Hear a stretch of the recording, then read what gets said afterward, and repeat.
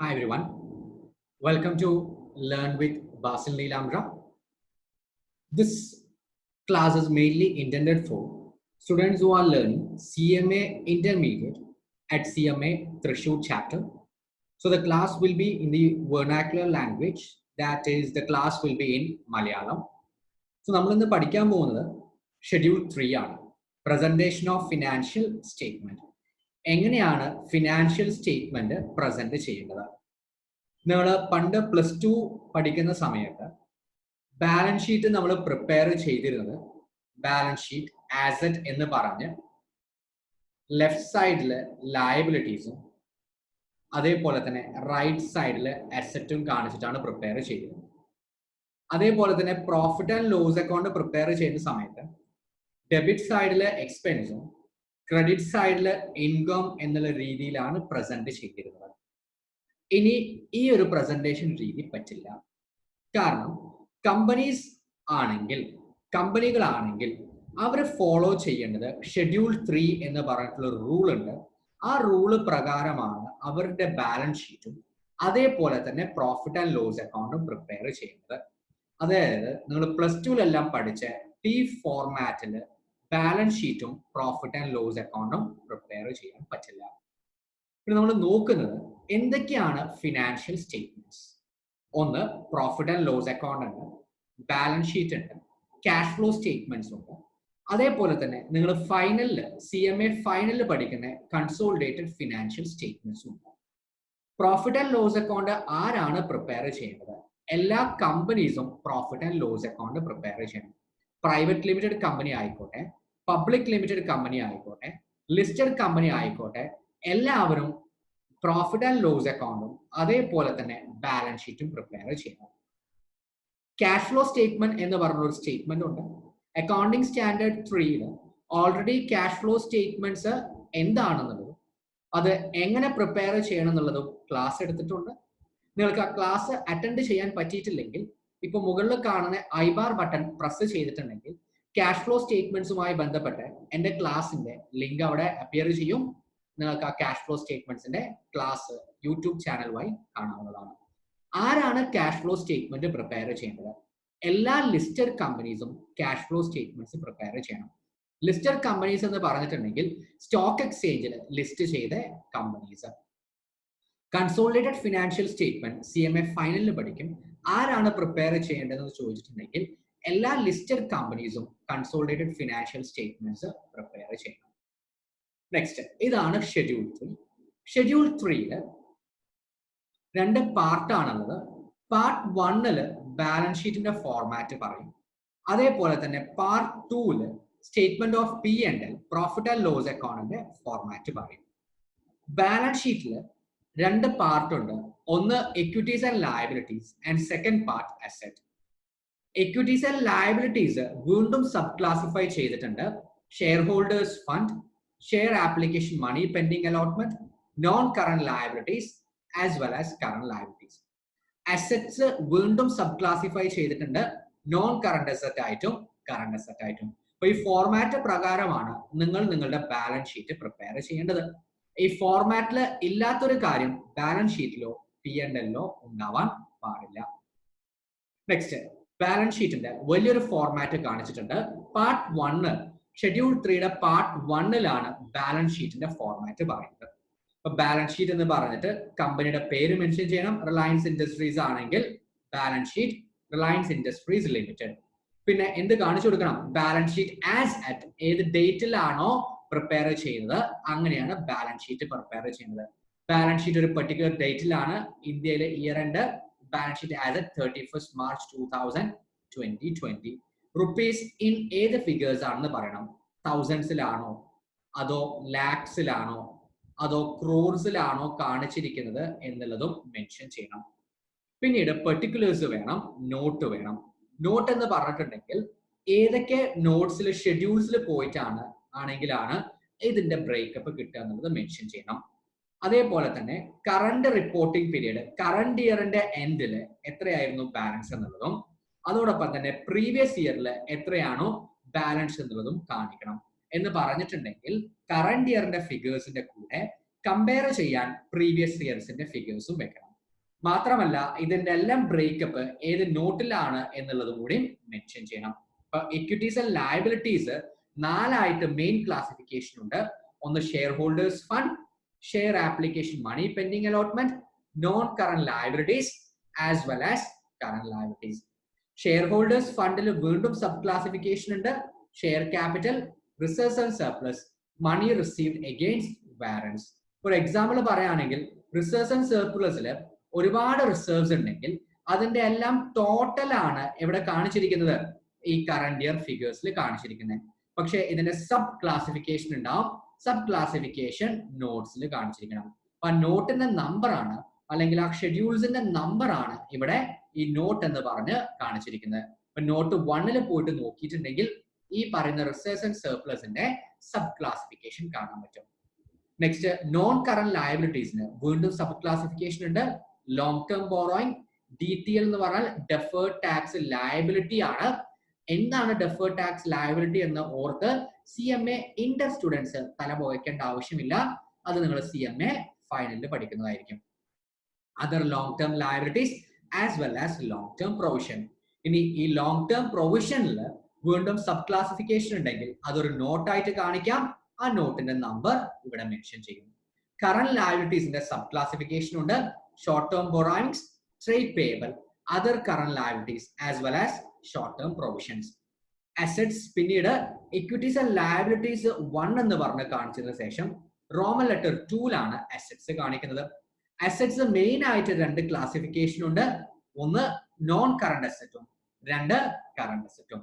Non current asset വീണ്ടും fixed asset എന്നുള്ളതിലും non current investment, deferred tax asset, long term loans and advances, other non current asset. Deferred tax asset എന്താണെന്നുള്ളത് CMA Inter students ഇപ്പൊ തല പുകയ്ക്കേണ്ട ആവശ്യമില്ല. അത് നിങ്ങൾ CMA ഫൈനലിൽ പഠിക്കും. ഫിക്സഡ് അസറ്റ് വീണ്ടും 4 ക്ലാസിഫൈ ചെയ്യും. Tangible asset, intangible asset, capital work in progress, അതോടൊപ്പം തന്നെ ഇൻടാഞ്ചിബിൾ അസറ്റ് അണ്ടർ ഡെവലപ്മെന്റ്. ഇതും നിങ്ങൾ CMA ഫൈനലിൽ പഠിക്കും. അക്കൗണ്ടിംഗ് സ്റ്റാൻഡേർഡ് 26 എന്ന് പറഞ്ഞൊരു സ്റ്റാൻഡേർഡ് ഉണ്ട്. ആ സ്റ്റാൻഡേർഡിൽ എന്താണ് ഇൻടാഞ്ചിബിൾ അസറ്റ് അണ്ടർ ഡെവലപ്മെന്റ് എന്നുള്ളത് ഡീറ്റെയിൽ ആയിട്ട് പഠിക്കും. കറന്റ് അസറ്റ്സ് വീണ്ടും സബ് ക്ലാസിഫൈ ചെയ്യുന്നു. Current investment, inventory, trade receivable, cash and cash equivalence, short term loans and advance, other current asset. ഇപ്പൊ വീണ്ടും നിങ്ങൾക്ക് ഇൻവെന്ററീസിൽ ഒരുപാട് ഐറ്റംസ് ഉണ്ടെങ്കിൽ അതൊരു സെപ്പറേറ്റ് നോട്ടാക്കി കാണിക്കാം. അതർ കറന്റ് അസറ്റ്സിൽ ഒരുപാട് ഐറ്റംസ് ഉണ്ടെങ്കിൽ അതൊരു സെപ്പറേറ്റ് നോട്ടായിട്ട് പ്രിപ്പയർ ചെയ്യാം. അപ്പൊ ഷെയർ ഹോൾഡേഴ്സ് ഇത് വായിക്കുന്ന സമയത്ത് അവർക്ക് കറന്റ് ഇൻവെസ്റ്റ്മെന്റ്സിന്റെ അതല്ലെങ്കിൽ അതർ കറന്റ് അസറ്റ്സിന്റെ സബ് ക്ലാസിഫിക്കേഷൻ കാണുന്നുണ്ടെങ്കിൽ ഏത് നോട്ടാണെന്ന് മെൻഷൻ ചെയ്യൂ. അങ്ങനെയാണെങ്കിൽ അവർക്ക് ആ നോട്ടിൽ പോയിട്ട് ഇതിന്റെ സബ് ക്ലാസിഫിക്കേഷൻ അല്ലെങ്കിൽ എല്ലാം മനസ്സിലാക്കാൻ അവർക്ക് പറ്റുന്നതായിരിക്കും. നെക്സ്റ്റ് അസറ്റ്സ് നമ്മൾ നേരത്തെ പറഞ്ഞതുപോലെ നോൺ കറന്റ് അസറ്റ്സ് ആയിട്ടും അതോടൊപ്പം തന്നെ കറന്റ് അസറ്റ് ആയിട്ടും ക്ലാസിഫൈ ചെയ്തിരിക്കുന്നു. Non current asset, fixed asset, non current investment, deferred tax asset, long term loans in advance, other non current asset എന്നുള്ള രീതിയിൽ സബ് ക്ലാസിഫൈ ചെയ്തിട്ടുണ്ട്. Current assets, current investments, inventory, trade receivable, cash and cash equivalent, short term loans and advance and other current asset എന്നുള്ള രീതിയിലും classify ചെയ്തിട്ടുണ്ട്. ഇത് schedule 3യുടെ part 1 class ആണ്. Part 1 ക്ലാസ്സിൽ theory portions മാത്രമായിരിക്കും കവർ ചെയ്യുന്നത്. പാർട്ട് 2 ക്ലാസ്സിലായിരിക്കും ഞാൻ ഇതിന്റെ പ്രോബ്ലംസ് കവർ ചെയ്യുന്നത്. പ്രോബ്ലംസ് നിങ്ങളോട് ചോദിക്കുന്നത് ഇങ്ങനെ ഒരു ഫിഗേഴ്സ് തന്നിട്ട് ഇത് ഷെഡ്യൂൾ 3 പ്രകാരം എങ്ങനെയാണ് പ്രിപ്പയർ ചെയ്യേണ്ടത്. അപ്പൊ അതിന് ആദ്യം നിങ്ങൾക്ക് എന്തറിയണം, ഷെഡ്യൂൾ 3യില് ഈച്ച് ആൻഡ് എവറി ഐറ്റംസിന്റെ ഉള്ളിൽ എന്തൊക്കെ കാണിക്കാമെന്നുള്ളതും അതിന് വല്ല സബ് ക്ലാസിഫിക്കേഷൻസ് ഉണ്ടെങ്കിൽ സബ് ക്ലാസിഫിക്കേഷനിൽ എന്തൊക്കെ കാണിക്കാന്നുള്ളതും ഇവിടെ മെൻഷൻ ചെയ്യും.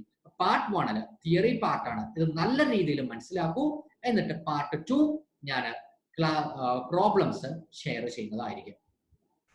നെക്സ്റ്റ്, എന്താണ് കറന്റ് ലയബിലിറ്റീസ്? കറന്റ് ലയബിലിറ്റീസ് എന്ന് പറഞ്ഞിട്ടുണ്ടെങ്കിൽ those liabilities which are expected to be settled in the normal operating period held primarily for the purpose of being traded due to be settled within 12 months. അപ്പോൾ 12 മാസത്തിന്റെ ഉള്ളിൽ സെറ്റിൽ ചെയ്യുന്ന ലയബിലിറ്റീസിനെ വിളിക്കുന്ന പേരാണ് current liabilities. മാത്രമല്ല ഒരു ഓർഗനൈസേഷന്റെ നോർമൽ ഓപ്പറേഷൻസുമായി ബന്ധപ്പെട്ട് വരുന്ന ഒരു വർഷത്തിനുള്ളിൽ സെറ്റിൽ ചെയ്യുന്ന ലയബിലിറ്റിനെ വിളിക്കുന്ന പേരാണ് കറന്റ് ലയബിലിറ്റീസ്. കറന്റ് ലയബിലിറ്റീസിന്റെ എക്സാമ്പിൾ ആണ് ട്രേഡ് പേയബിൾ. ട്രേഡ് പേയബിൾ പറഞ്ഞിട്ടുണ്ടെങ്കിൽ സപ്ലയറെ വിളിക്കുന്ന പേരാണ്. ഒരു കമ്പനി കടത്തിന് അതിന്റെ ഗുഡ്സ് വാങ്ങിച്ചിട്ടുണ്ടെങ്കിൽ അവരെ വിളിക്കുന്ന പേരാണ് സപ്ലയർ. ഇപ്പൊ നോർമൽ ഓപ്പറേഷൻസ് ആണ്, കമ്പനിക്ക് ഗുഡ്സ് ഇടയ്ക്കിടയ്ക്ക് പർച്ചേസ് ചെയ്യേണ്ടി വരും സെയിൽ ചെയ്യാൻ വേണ്ടിയിട്ട്. അതല്ല ഒരു മാനുഫാക്ചറിങ് ഓർഗനൈസേഷൻ ആണെങ്കിൽ അവർക്ക് റോ മെറ്റീരിയൽസ് വാങ്ങിക്കേണ്ടി വരും. റോ മെറ്റീരിയൽസ് ചിലപ്പോൾ കടത്തിനായിരിക്കും വാങ്ങിക്കുന്നത്. അപ്പൊ റോ മെറ്റീരിയൽസ് ആണെങ്കിലും ഗുഡ്സ് ആണെങ്കിലും പർച്ചേസ് ചെയ്യുന്നത് അതിന്റെ നോർമൽ ഓപ്പറേഷൻസുമായി ബന്ധപ്പെട്ടതാണ്. മാത്രമല്ല സപ്ലയേഴ്സ് ഒരു വർഷത്തിനുള്ളിൽ അവർക്ക് കടം തിരിച്ചു കൊടുക്കേണ്ടി വരും. നോർമൽ രീതിയിൽ അത് 3 മാസം വരെയാണ് നോർമൽ ക്രെഡിറ്റ് പീരീഡ് ആയിട്ട് അലൗ ചെയ്യുന്നത്. എന്ന് പറഞ്ഞാൽ നോർമൽ ഓപ്പറേഷൻസും ആണ് ലെസ് ദാൻ 12 മന്ത്സിന്റെ ഉള്ളിൽ ഇത് സെറ്റിൽ ചെയ്യണം. ട്രേഡ് പേബിൾ കറണ്ട് ലയബിലിറ്റിയുടെ ഒരു എക്സാമ്പിൾ ആണ്. നെക്സ്റ്റ് എക്സാമ്പിൾ ആയിട്ട് നമുക്ക് പറയാൻ പറ്റുന്നത് ബാങ്ക് ഓവർ ഡ്രാഫ്റ്റ് ആണ്. കമ്പനിക്ക് പെട്ടെന്ന് ക്യാഷ് വരുന്നുണ്ടെങ്കിൽ കറണ്ട് അക്കൗണ്ട് അവർക്ക് ക്യാഷ് പിൻവലിക്കാം. കറണ്ട് അക്കൗണ്ട് സാധാരണഗതിയിൽ നിങ്ങൾ ഇത് ഓൾറെഡി പഠിച്ചിട്ടുണ്ടാവും. പഠിച്ചിട്ടില്ലെങ്കിൽ ശ്രദ്ധിക്കൂ. ബാങ്കിൽ നമുക്ക് 3 അക്കൗണ്ട്സ് മെയിൻറ്റെയിൻ ചെയ്യാം. ഒന്ന് savings bank account, 2 current account, 3 fixed deposit. എന്താ സേവിങ്സ് ബാങ്ക് അക്കൗണ്ട്? നിങ്ങളുടെയൊക്കെ കയ്യിൽ ATM കാർഡ് ഉണ്ടെങ്കിൽ അല്ലെങ്കിൽ പാരന്റ്സിന്റെ എല്ലാം കയ്യിൽ ATM കാർഡ് ഉണ്ടെങ്കിൽ ഒട്ടുമിക്കവരുടെയും സേവിങ്സ് ബാങ്ക് അക്കൗണ്ട് ആയിരിക്കും. എന്താ സേവിങ്സ് ബാങ്ക് അക്കൗണ്ട് എന്ന് പറഞ്ഞാൽ നിങ്ങളുടെ അക്കൗണ്ടിൽ എത്രയാണോ പണമുള്ളത് അത് നിങ്ങൾക്ക് വിഡ്രോ ചെയ്യാം. നിങ്ങളുടെ അക്കൗണ്ടിൽ 10 രൂപയാണെങ്കിൽ നിങ്ങളുടെ അക്കൗണ്ടിൽ 1 ലക്ഷം രൂപയാണെങ്കിൽ നിങ്ങൾക്ക് ബാങ്കിന്റെ ATM-ൽ പോയിട്ട് 1 ലക്ഷം വിഡ്രോ ചെയ്യാം. ഒരു പക്ഷെ ഒറ്റയടിക്ക് വിഡ്രോ ചെയ്യാൻ പറ്റുന്നുണ്ടാവില്ല, ATM-ന്റെ ലിമിറ്റ് ഉണ്ടാവും. എനിവേ എത്രയാണോ നിങ്ങളുടെ അക്കൗണ്ടിൽ, അല്ലെങ്കിൽ നിങ്ങൾക്ക് ചെക്ക് ചെയ്താം, ഫുൾ എമൗണ്ടിന് ചെക്ക് ചെയ്താം. സേവിങ്സ് ബാങ്ക് അക്കൗണ്ട് എന്ന് പറഞ്ഞിട്ടുണ്ടെങ്കിൽ നിങ്ങളുടെ അക്കൗണ്ടിൽ എത്രയാണോ ഡെപ്പോസിറ്റ് ഉള്ളത് അത് നിങ്ങൾക്ക് വിഡ്രോ ചെയ്യാൻ പറ്റും. അപ്പൊ എന്താണ് കറന്റ് അക്കൗണ്ട്? നോർമലി ബിസിനസ് ആരൊക്കെ യൂസ് ചെയ്യുന്ന അക്കൗണ്ട് ആണ് കറന്റ് അക്കൗണ്ട്. ഇപ്പൊ കറന്റ് അക്കൗണ്ടിന്റെ ലിമിറ്റ് 10 ലക്ഷം രൂപയാണെങ്കിൽ കറന്റ് അക്കൗണ്ടിന്റെ ലിമിറ്റ്, കറന്റ് അക്കൗണ്ടിന് ഒരു ലിമിറ്റ് ഉണ്ട്. നിങ്ങൾ ബാങ്കിൽ പോകണം. ബിസിനസ് ആരാണെങ്കിൽ നിങ്ങൾ എന്ത് റിക്വസ്റ്റ് ചെയ്യണം? ഞങ്ങൾക്ക് കറന്റ് അക്കൗണ്ട് ആണ് വേണ്ടത്. അങ്ങനെയാണെങ്കിൽ അവർ നിങ്ങളുടെ ബാലൻസ് ഷീറ്റും P&L എല്ലാം നോക്കിയിട്ട് നിങ്ങൾക്ക് കറന്റ് അക്കൗണ്ടിന് ഒരു ലിമിറ്റ് ഫിക്സ് ചെയ്യും. ഇപ്പൊ കറന്റ് അക്കൗണ്ട് ആണ് നിങ്ങൾക്കെങ്കിൽ നിങ്ങളുടെ ലിമിറ്റ് 10 ലക്ഷമാണെന്ന് വിചാരിക്കും. നിങ്ങളുടെ ഈ അക്കൗണ്ടിൽ ഇപ്പൊ ആകെ 3 ലക്ഷം രൂപയേ ഉള്ളൂ. നിങ്ങൾക്ക് പെട്ടെന്ന് ഗുഡ്സ് പർച്ചേസ് ചെയ്യണം, മാർക്കറ്റിൽ ഡിമാൻഡ് ഉണ്ട്. അപ്പൊ പെട്ടെന്ന് ഗുഡ്സ് പർച്ചേസ് ചെയ്തിട്ടുണ്ടെങ്കിൽ അത് പെട്ടെന്ന് വിറ്റിട്ട് ലാഭം എടുക്കാം. പക്ഷെ നിങ്ങളുടെ അടുത്ത് 3 ലക്ഷം രൂപയേ ഉള്ളൂ. അങ്ങനെയാണെങ്കിൽ നിങ്ങളുടെ കറന്റ് അക്കൗണ്ടിന്റെ ലിമിറ്റ് എത്രയായിരുന്നു? 10 ലക്ഷമാണ്.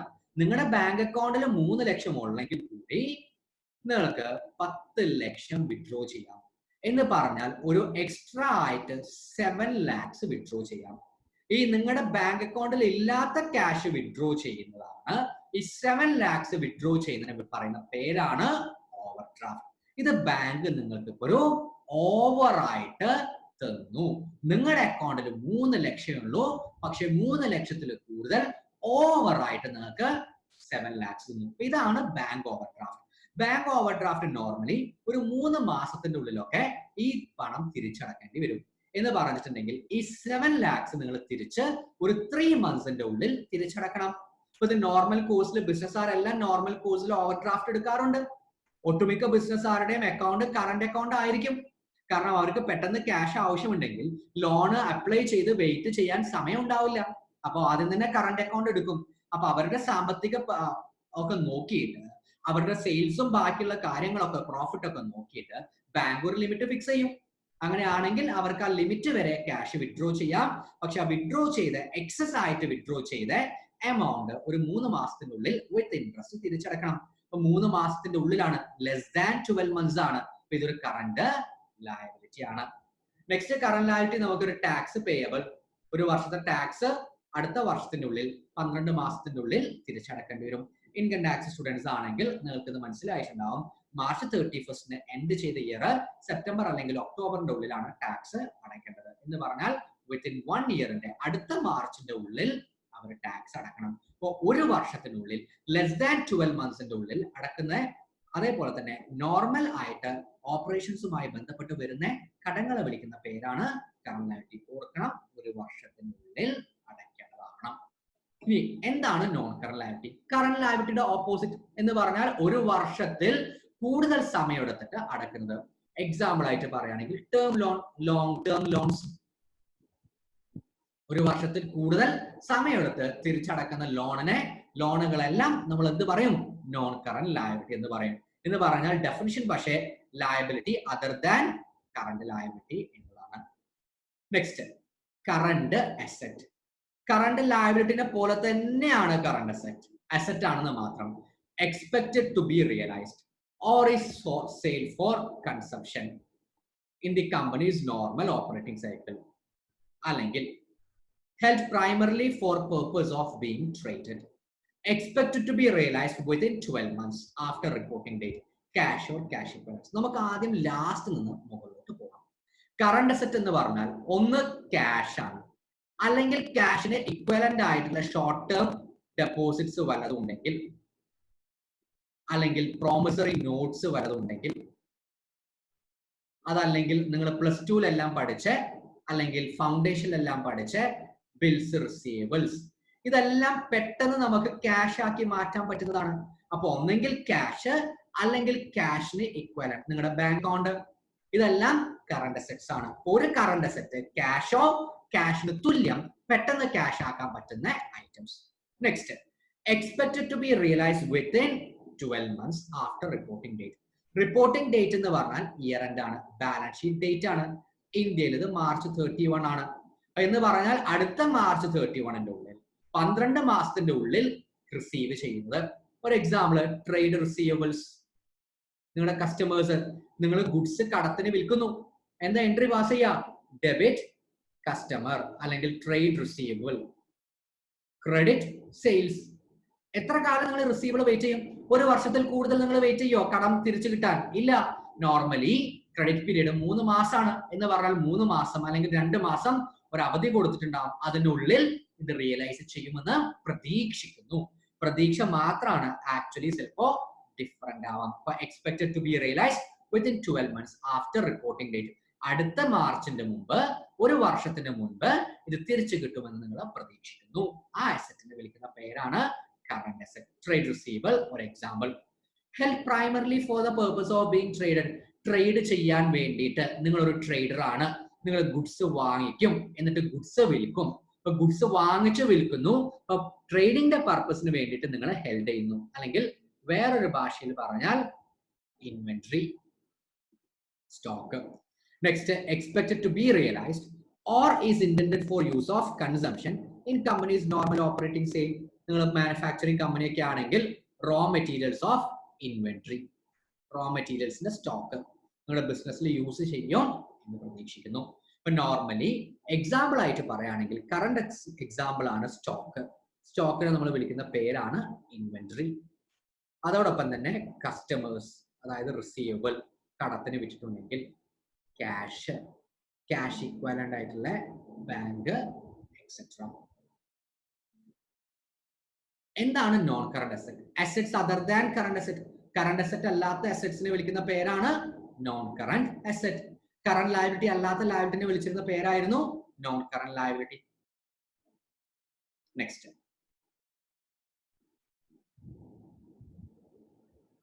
ഇക്വിറ്റീസ് ആൻഡ് ലയബിലിറ്റീസ് ക്ലാസിഫൈ ചെയ്യുന്നത് share holders fund, share application money, non current liability and current liability. Share holders fund വീണ്ടും നമ്മൾ ക്ലാസിഫൈ ചെയ്യും. Sub classification share capital, reserves and surplus, money received against share warrant. Non current liabilities sub classification long term bonds, deferred tax liabilities, net, other long term liabilities, long term provision. Current liability classify in short term borrowings, trade payables, other current liabilities, short term provisions. Share ക്യാപിറ്റലുമായി ബന്ധപ്പെട്ട disclosures ആണ് ഇനി നമ്മൾ പഠിക്കാൻ പോകുന്നത്. Share capital, authorised capital എന്ന് പറഞ്ഞൊരു classification ഉണ്ട്. എന്താണ് ഓതറൈസ്ഡ് ക്യാപിറ്റൽ? നിങ്ങൾ ഓൾറെഡി ഇത് പഠിച്ചിട്ടുണ്ടാവും. ഓതറൈസ്ഡ് ക്യാപിറ്റൽ എന്ന് പറഞ്ഞിട്ടുണ്ടെങ്കിൽ maximum number of shares that A company may issue in accordance with memorandum of association. Next issued share capital എന്ന് പറഞ്ഞിട്ടുണ്ടെങ്കിൽ ഈ ഓതറൈസ്ഡ് ക്യാപിറ്റൽ പലപ്പോഴും, ഒരു എക്സാമ്പിൾ പറയുകയാണെങ്കിൽ ഓതറൈസ്ഡ് ക്യാപിറ്റൽ 10 ലക്ഷം രൂപയാണെങ്കിൽ എന്ന് പറഞ്ഞാൽ ഇത്ര രൂപയുടെ ഷെയർസ് ആണ്, 10 lakhs rupeesന്റെ ഷെയർസ് ആണ് മാക്സിമം ഒരു കമ്പനിക്ക് ഇഷ്യൂ ചെയ്യാൻ പറ്റുന്നത്. പക്ഷെ പലപ്പോഴും കമ്പനി അവരുടെ ഓതറൈസ്ഡ് ഷെയർ ക്യാപിറ്റൽ ഒന്നും ഫുൾ ഇഷ്യൂ ചെയ്യില്ല. ഒരു കമ്പനി അവർക്ക് ആവശ്യം 7 lakhs ആണെങ്കിൽ ഈ 7 lakhs ആണ് ഷെയർ ഹോൾഡേഴ്സിന് ഇഷ്യൂ ചെയ്യാം. ഷെയർ ഹോൾഡേഴ്സിന് അല്ലെങ്കിൽ പബ്ലിക്കിന് ഇഷ്യൂ ചെയ്ത ഷെയറിനെ വിളിക്കുന്ന പേരാണ് ഇഷ്യൂഡ് ഷെയർ ക്യാപിറ്റൽ. ആ ഇഷ്യൂഡ് ഷെയർ ക്യാപിറ്റൽ പബ്ലിക് എത്ര ആക്സെപ്റ്റ് ചെയ്തു, എത്ര സബ്സ്ക്രൈബ് ചെയ്തു, അതിനെ വിളിക്കുന്ന പേരാണ് സബ്സ്ക്രൈബ്ഡ് ഷെയർ ക്യാപിറ്റൽ. ഇപ്പൊ 7 lakh ഷെയർസും പബ്ലിക് ഓക്കെ സബ്സ്ക്രൈബ് ചെയ്തിട്ടുണ്ടെങ്കിൽ സബ്സ്ക്രൈബ്ഡ് ക്യാപിറ്റൽ എന്ന് പറയുന്നത് 7 lakhs ആയിരിക്കും. അതല്ല, സക്സസ്ഫുൾ ആയില്ല, ഷെയർ ഇഷ്യൂ സക്സസ്ഫുൾ ആയില്ല, 7 lakhsനൊന്നും ഷെയർ വാങ്ങിക്കാൻ അല്ലെങ്കിൽ 7 lakhsന്റെ ഷെയർസ് വാങ്ങിച്ചില്ല, 6 lakhsന്റെ ഷെയർസ് മാത്രമേ വിറ്റുപോയുള്ളൂ, അങ്ങനെയാണെങ്കിൽ സബ്സ്ക്രൈബ്ഡ് ക്യാപിറ്റൽ എന്ന് പറഞ്ഞാൽ 6 lakhs ആണ്. എത്രയാണോ പബ്ലിക് സബ്സ്ക്രൈബ് ചെയ്തത് അതിന് വിളിക്കുന്ന പേരാണ് സബ്സ്ക്രൈബ്ഡ് ഷെയർ ക്യാപിറ്റൽ. അതിൽ പബ്ലിക് സബ്സ്ക്രൈബ് ചെയ്തെന്ന് പറഞ്ഞാൽ ഷെയർ ഹോൾഡേഴ്സും ആവാം, അത് ബോണസ് ഷെയർസും ഇൻക്ലൂഡ് ചെയ്യുന്നുണ്ട്. Next paid up share capital. ഈ സബ്സ്ക്രൈബ് ചെയ്തത് തന്നെ ഷെയർ ഹോൾഡേഴ്സ് എത്ര ഷെയർസിനാണ് പേയ്മെന്റ് നടത്തിയത് അതിന് പറയുന്ന പേരാണ് പെയ്ഡ് അപ്പ് ഷെയർ ക്യാപിറ്റൽ. ഇപ്പൊ ഷെയർ ഹോൾഡേഴ്സ് ചിലപ്പോ അല്ലെങ്കിൽ പബ്ലിക് 7 lakh ഷെയർസ് ഇഷ്യൂ ചെയ്തു, അതിൽ 7 lakh ഷെയർസും ₹7 lakhs വർത്ത് ഓഫ് ഷെയർസും സബ്സ്ക്രൈബ് ചെയ്തു.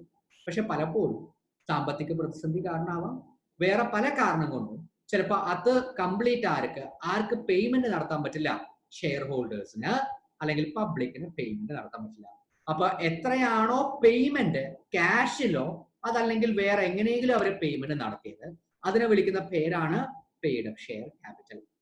കോൾസ് അൺപെയ്ഡ് എന്ന് പറഞ്ഞിട്ടുണ്ടെങ്കിൽ ഞാനൊരു എക്സാമ്പിൾ പറയുന്നു.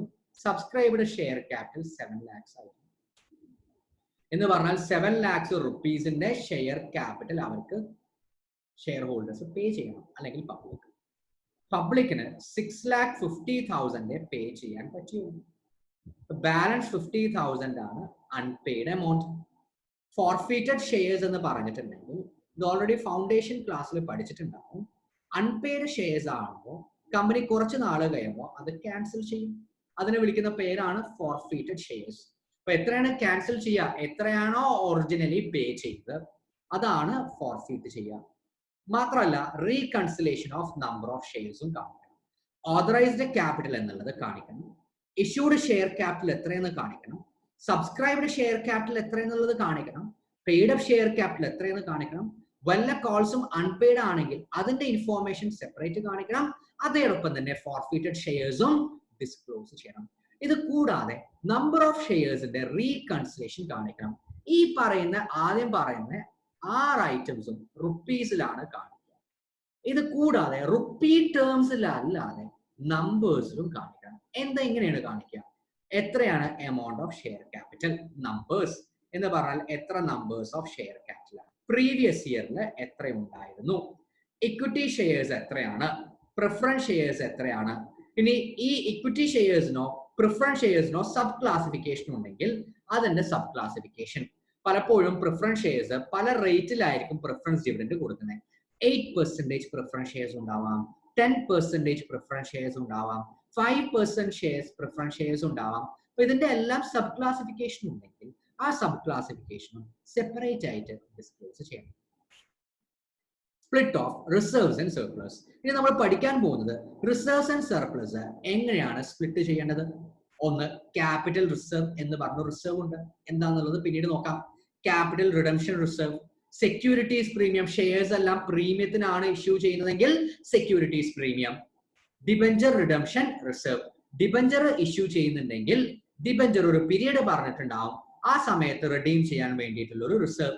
റീവാല്യൂഷൻ റിസർവ്, അസറ്റ് എല്ലാം അപ്വേർഡ് റീവാല്യൂ ചെയ്തിട്ടുണ്ടെങ്കിൽ ഡൗൺവേർഡ് റീവാല്യൂ ചെയ്തിട്ടുണ്ടെങ്കിൽ റീവാലുവേഷൻ റിസർവ്സ് ഉണ്ടാവാം.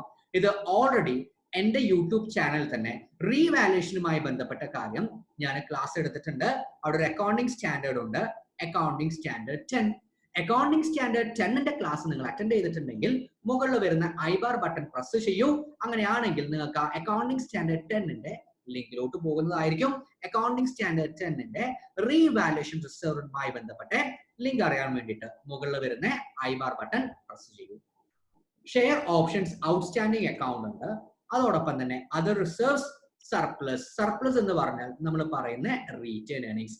ഈ വർഷത്തെ കറന്റ് ഇയറിലെ പ്രോഫിറ്റ് ആൻഡ് ലോസ് അക്കൗണ്ടിലെ പ്രോഫിറ്റ് ബാലൻസ് ഷീറ്റിലോട്ട് ട്രാൻസ്ഫർ ചെയ്യും. +2 ആണെങ്കിൽ പാർട്ണർഷിപ്പ് അക്കൗണ്ട്സ് ആണെങ്കിൽ last profit and loss account ഉണ്ടാക്കിയിട്ട് balance transfer to capital account എന്ന് പറഞ്ഞ് പാർട്ട്നേഴ്സ് ക്യാപിറ്റൽ അക്കൗണ്ടിൽ ആഡ് ചെയ്യാറുണ്ട്. ഇവിടെ കമ്പനീസ് ആകുമ്പോൾ പ്രോഫിറ്റ് കറന്റ് ഇയറിന്റെ പ്രോഫിറ്റ് സർപ്ലസ് റീറ്റെയിൻഡ് ഏർണിംഗ്സ് എന്ന് പറഞ്ഞിട്ട് അത് ക്യാപിറ്റലിലോട്ട് ആഡ് ചെയ്യും. ക്യാപിറ്റൽ എന്ന് പറയുന്നത് ഷെയർ ക്യാപിറ്റൽ.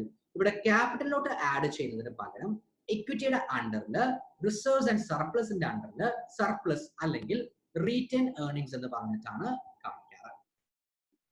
നെക്സ്റ്റ്, ഇത് റിലയൻസ് ഇൻഡസ്ട്രീസ് ലിമിറ്റഡിന്റെ ഒരു ബാലൻസ് ഷീറ്റ് ആണ്.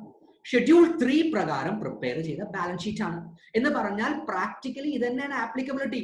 നിങ്ങൾ എന്താണോ ഷെഡ്യൂൾ 3 എന്ന് പറഞ്ഞ് നമ്മൾ ഇത്രയും നേരം ക്ലാസ് എടുത്തത്, ഇത് ആക്ച്വലി കോർപ്പറേറ്റ് വേൾഡില് എങ്ങനെയാണ് ബാലൻസ് ഷീറ്റ് പ്രിപ്പയർ ചെയ്യുന്നത്. ഇപ്പൊ നിങ്ങൾ പാസ്സായി, CMA പാസ്സായി, അല്ലെങ്കിൽ ചാർട്ടേഡ് അക്കൗണ്ടൻസി പാസ്സായി വരുന്നത് ഇത് വെറുതെ പഠിക്കുന്നതല്ല. ഇത് എക്സാം പർപ്പസിന് മാത്രമല്ല. നിങ്ങൾ ചാർട്ടേഡ് അക്കൗണ്ടൻസിന്റെ ആർട്ടിക്കിൾഷിപ്പ് ട്രെയിനിങ് ചെയ്യുകയാണെങ്കിലും CMAയുടെ ട്രെയിനിങ് ചെയ്യുകയാണെങ്കിലും നിങ്ങളൊരു കമ്പനിയുടെ ബാലൻസ് ഷീറ്റോ P&L പ്രിപ്പയർ ചെയ്യുകയാണെങ്കിൽ ഇങ്ങനെയാണ് പ്രിപ്പയർ ചെയ്യാം. അപ്പൊ എന്റെ ക്ലാസ്സുകളെല്ലാം ഞാൻ മാക്സിമം പ്രാക്ടിക്കൽ ആപ്ലിക്കേഷൻ കൊണ്ടുവരാൻ ശ്രമിക്കാറുണ്ട്. അങ്ങനെ പ്രാക്ടിക്കൽ ആപ്ലിക്കേഷൻ കൊണ്ടുവന്നാൽ സ്റ്റുഡൻസിന് അത് പെട്ടെന്ന് മനസ്സിലാവും. അപ്പൊ ഇത് റിലയൻസ് ഇൻഡസ്ട്രീസ് ലിമിറ്റഡിന്റെ ഷെഡ്യൂൾ 3 പ്രകാരം പ്രിപ്പയർ ചെയ്ത ഒരു ബാലൻസ് ഷീറ്റിന്റെ ഒരു കുഞ്ഞു പാർട്ടാണ്. ഇത് ഏത് പാർട്ടാണ് ഞാൻ കാണിച്ചിരിക്കുന്നത്? ഇക്വിറ്റി എന്നുള്ള പാർട്ടാണ് കാണിച്ചിരിക്കുന്നത്. നിങ്ങൾ നോക്കൂ, റിലയൻസ് എന്തൊക്കെ കാണിച്ചിട്ടുണ്ട്. Share application money pending allotment കാണിച്ചിട്ടുണ്ട്. അത് തന്നെയാണ് നമ്മളിപ്പോ പഠിച്ചത്.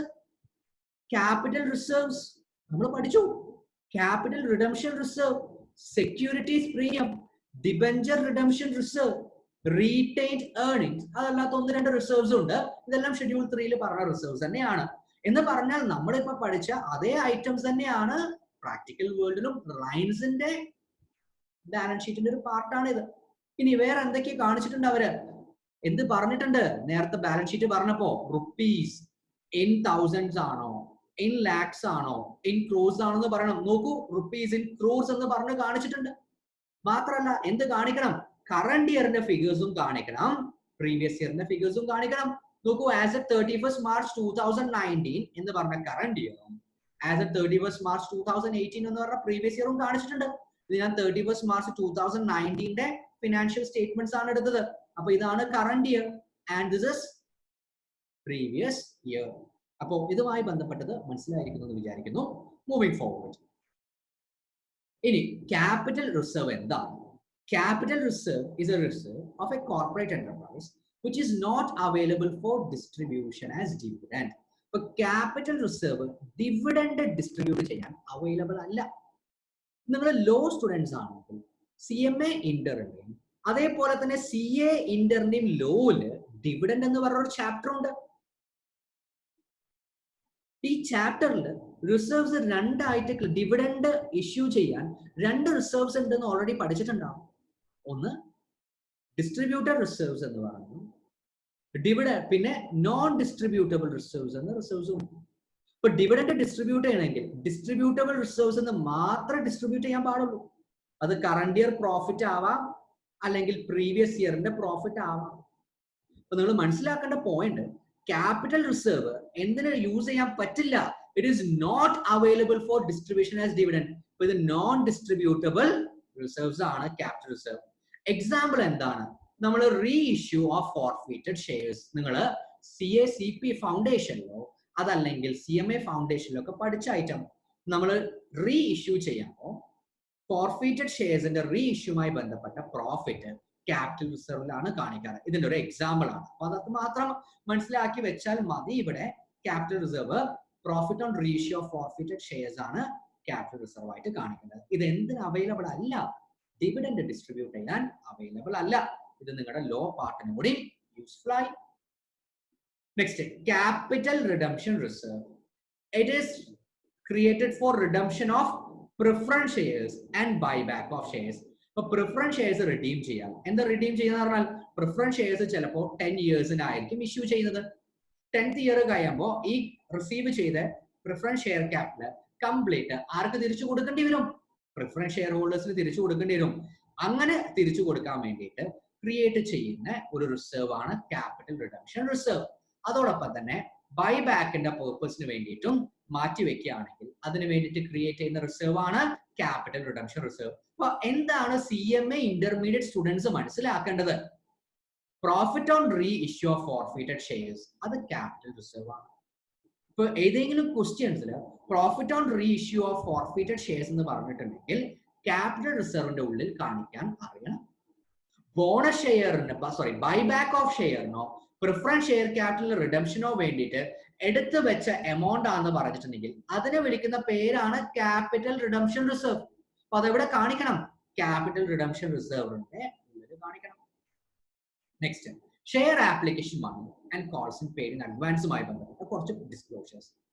ഒന്ന്, ഷെയർ ആപ്ലിക്കേഷൻ മണി ഇഷ്യൂഡ് ക്യാപിറ്റലിലേറെ എക്സീഡ് ചെയ്യുന്നില്ല. അങ്ങനെയാണെങ്കിൽ ഇത് എന്തായിട്ട് കാണിക്കണം? Disclose as a separate line ആയിട്ട് after share holders fund before non current liabilities. ഇപ്പൊ നിങ്ങൾ ഷെയർ ആപ്ലിക്കേഷൻ മണി ഇഷ്യൂ ചെയ്ത ക്യാപിറ്റൽ എക്സീഡ് ചെയ്യുന്നെങ്കിൽ അത് ഷെയർ ഹോൾഡേഴ്സ് ഫണ്ടിന്റെ തൊട്ട് താഴെ നോൺ കറന്റ് ലയബിലിറ്റീസിന്റെ മുകളിലായിട്ടാണ് കാണിക്കേണ്ടത്. Share application money pending allotment. Share application money authorised capital നിന്നും എക്സീഡ് ചെയ്തിട്ടുണ്ട്. അതെവിടെയാണ് കാണിക്കേണ്ടത്? അതർ കറന്റ് ലയബിലിറ്റീസിലാണ് കാണിക്കേണ്ടത്. ഇപ്പൊ നിങ്ങളുടെ മനസ്സിൽ വരുന്ന ക്വസ്റ്റ്യൻ ഓതറൈസ്ഡ് ഷെയർ ക്യാപിറ്റൽ നിന്നും എക്സീഡ് ചെയ്യാൻ പറ്റുമോ? ആൻസർ യെസ് ആണ്. അതിന് എന്തറിയണം? CMA അല്ലെങ്കിൽ CA ഇന്ററിൽ പഠിക്കുന്ന ലോ അറിയണം. ഓതറൈസ്ഡ് ഷെയർ ക്യാപിറ്റൽ എക്സീഡ് ചെയ്യാം. ഷെയർ ഹോൾഡേഴ്സിന് സ്പെഷ്യൽ റെസൊല്യൂഷൻ പാസ് ആക്കിയിട്ട് എന്ത് ചെയ്യാം? ഓതറൈസ്ഡ് ക്യാപിറ്റൽ നിന്നും എക്സീഡ് ചെയ്യും.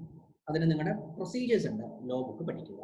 ഇപ്പൊ ഷെയർ ആപ്ലിക്കേഷൻ മണി നമ്മൾ ഷെഡ്യൂൾ 3 പഠിക്കുന്നത് share application money authorised capital നിന്നും എക്സീഡ് ചെയ്തിട്ടുണ്ടെങ്കിൽ അത് എന്തായിട്ട് കാണിക്കണം? അതർ കറന്റ് ലയബിലിറ്റീസ് ആയിട്ട് കാണിക്കണം.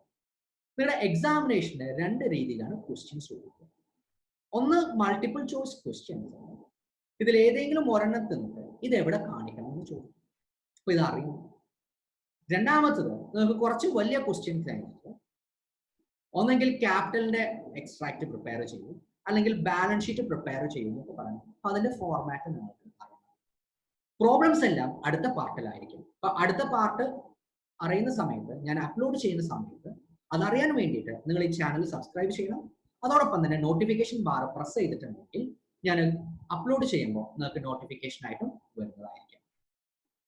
കോൾസ് പെയ്ഡ് ഇൻ അഡ്വാൻസുമായി ബന്ധപ്പെട്ട കാര്യം shown under other current liabilities. Calls paid in advance എന്ന് പറഞ്ഞിട്ടുണ്ടെങ്കിൽ എന്താണ്? Shareholders call money advance ആയിട്ട് പേ ചെയ്തു.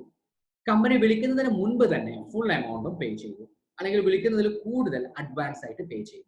അപ്പൊ അഡ്വാൻസ് ആയിട്ട് പേ ചെയ്യുകയാണെങ്കിൽ അത് ഒബ്വിയസ്ലി ലയബിലിറ്റി ആണ്. എവിടെ കാണിക്കണം? അതർ കറന്റ് ലയബിലിറ്റീസ് ആയിട്ട് കാണിക്കണം. കോൾസ് പെയ്ഡ് ഇൻ അഡ്വാൻസ് ആണെങ്കിൽ ഒരു ഇൻട്രസ്റ്റ് എമൗണ്ട് കാണിക്കണം. ഇപ്പൊ കോൾസ് പെയ്ഡ് ഇൻ അഡ്വാൻസിന്റെ എമൗണ്ടും പ്ലസ് അതിൽ കൊടുക്കാനുള്ള ഇൻട്രസ്റ്റിന്റെ എമൗണ്ടും അതർ കറന്റ് ലയബിലിറ്റീസ് ആയിട്ട് കാണിക്കണം. ഒരു നോട്ടും ഉണ്ട്. Amount shown as share application money pending allotment will not include share application money to the extent refundable.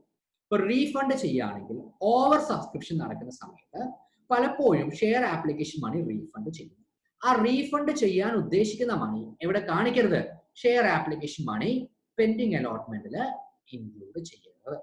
Moving forward, long term borrowings.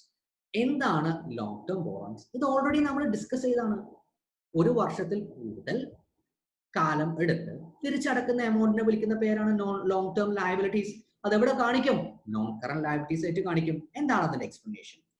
Examples: bond, term loans from bank, ബാങ്കിൽ നിന്ന് എടുത്ത long term loan, term loan from other parties, bank അല്ലാത്ത ആളുകൾ എടുത്ത long term loans. Term loan എന്ന് പറഞ്ഞാൽ ഉദ്ദേശിക്കുന്നത് long term loan ആണ്. ഡെഫേർഡ് പേയ്മെന്റ് ലയബിലിറ്റീസ്, ഒരു വർഷത്തിൽ കൂടുതൽ സമയമെടുത്ത് പേയ്മെന്റ് ചെയ്യുന്ന വേറെ ലയബിലിറ്റീസ്.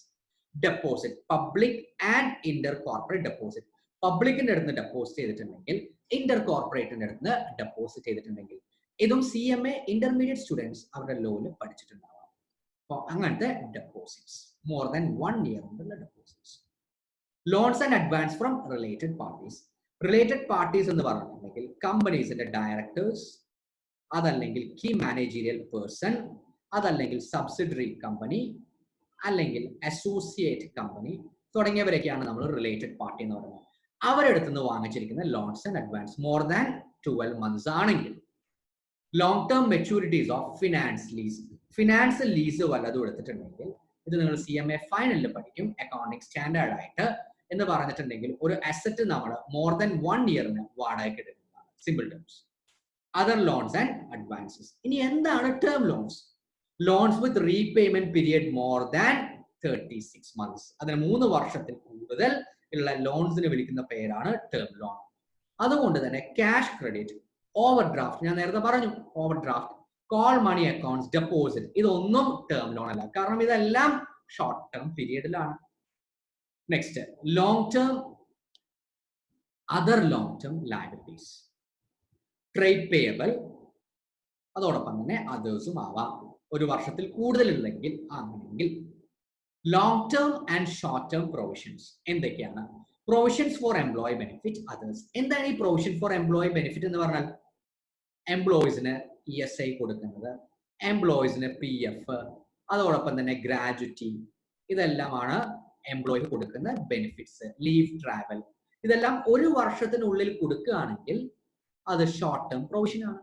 ഒരു വർഷത്തിൽ കൂടുതൽ കഴിഞ്ഞിട്ടാണ്, സമയം കഴിഞ്ഞിട്ടാണ് കൊടുക്കുന്നതെങ്കിൽ അത് ലോങ് ടേം ആണ്. Current liabilities, short term borrowings. എന്താ കറന്റ് ലയബിലിറ്റീസ്? വിത്തിൻ 12 months ഉള്ളിൽ സെറ്റിൽ ചെയ്യുന്ന ലയബിലിറ്റീസ് ആണ് കറന്റ് ലയബിലിറ്റീസ്. അത് ഷോർട്ട് ടേം ബോറോയിങ്സ് ആയിട്ടും ട്രേഡ് പേയബിൾ ആയിട്ടും ക്ലാസിഫൈ ചെയ്തിട്ടുണ്ട്. ഇനി എന്താണ് short term borrowings? Repayment period 12 മാസോ അല്ലെങ്കിൽ ലെസ്സോ ആണ്. എന്ന് പറഞ്ഞാൽ 12 മാസത്തിന്റെ ഉള്ളിൽ തിരിച്ചടക്കുന്ന കടങ്ങളെ വിളിക്കുന്ന, ബോറോയിങ്സിനെ വിളിക്കുന്ന പേരാണ് ഷോർട്ട് ടേം ബോറോയിങ്സ്. എന്തൊക്കെയാണ് ഷോർട്ട് ടേം ബോറോയിങ്സിന്റെ അണ്ടറിൽ ക്ലാസിഫൈ ചെയ്യേണ്ടത്? Loans repayable on demand from bank, other parties. Demand, ചോദിച്ചു കഴിഞ്ഞിട്ടുണ്ടെങ്കിൽ തിരിച്ചു കൊടുക്കുന്ന ലോൺ.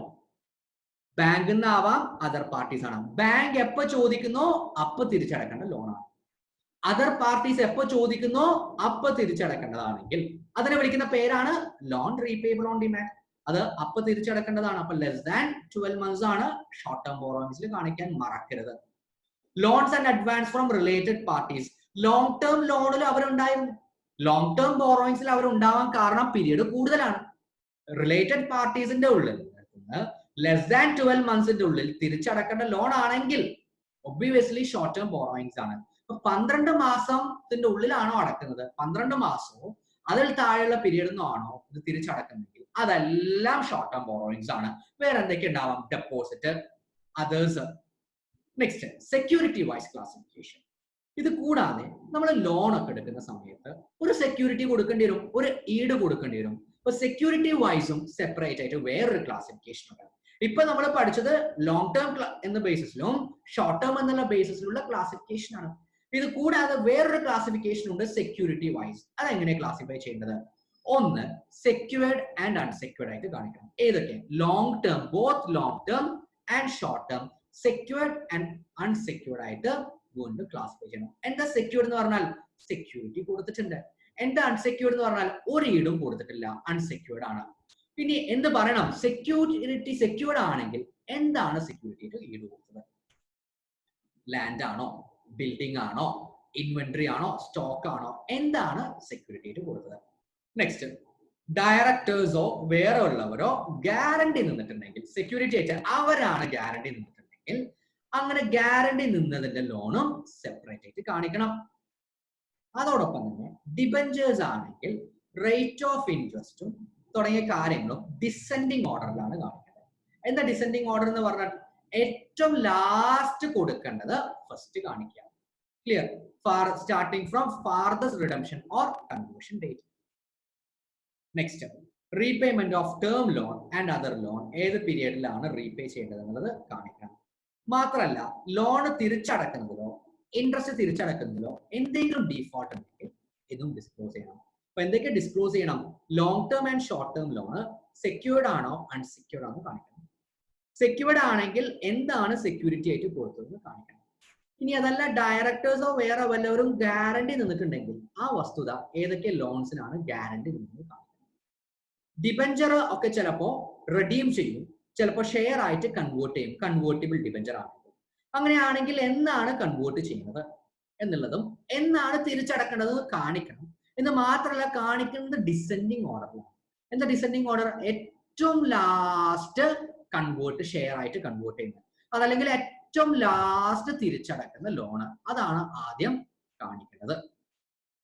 ഇപ്പൊ നിങ്ങൾക്ക് പർപ്പസിന് വേണ്ടിയിട്ട് എഗെയിൻ ഇത് റിലയൻസ് ഇൻഡസ്ട്രീസിന്റെ ഒരു എക്സ്ട്രാക്ട് ആണ്. പ്രാക്ടിക്കൽ ആപ്ലിക്കേഷൻ നിങ്ങൾക്ക് കിട്ടാൻ വേണ്ടിയിട്ട് ഞാൻ റിലയൻസ് ഇൻഡസ്ട്രീസിന്റെ ബാലൻസ് ഷീറ്റിന്റെ ഒരു എക്സ്ട്രാക്ട് വന്നിട്ടുണ്ട്.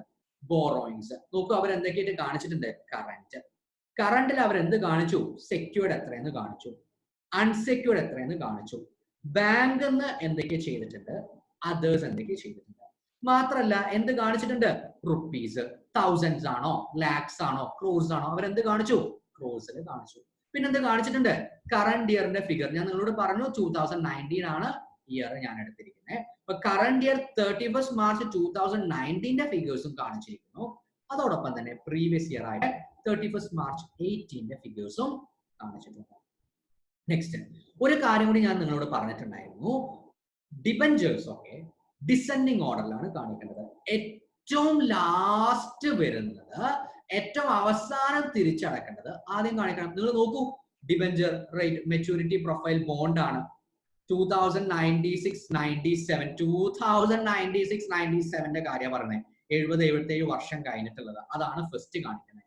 പിന്നെ 2046 20-26 വർഷം കഴിഞ്ഞിട്ട്, നമ്മളിപ്പോ 2020 പിന്നെ 44, ഏറ്റവും ലാസ്റ്റ് പിന്നെ 46, 44, 35 അങ്ങനെ വന്ന് കറണ്ടിലോട്ട് വന്ന് 2020-21 ആൻഡ് ഞാൻ പറഞ്ഞു 2019 ആയിരുന്നു, 2019-20. അപ്പോൾ ഏറ്റവും ലാസ്റ്റ് അടക്കേണ്ടതെന്ന് ഡിസെൻഡിങ് ഓർഡറിൽ ആണ് കാണിക്കേണ്ടത്.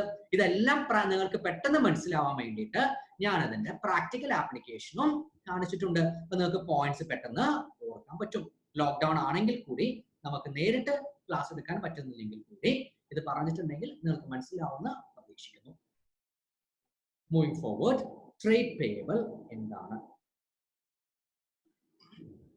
So trade payable classify ചെയ്യുന്നത് as total outstanding dues of micro enterprise and small enterprise and total outstanding dues of creditors other than micro enterprise and small enterprise.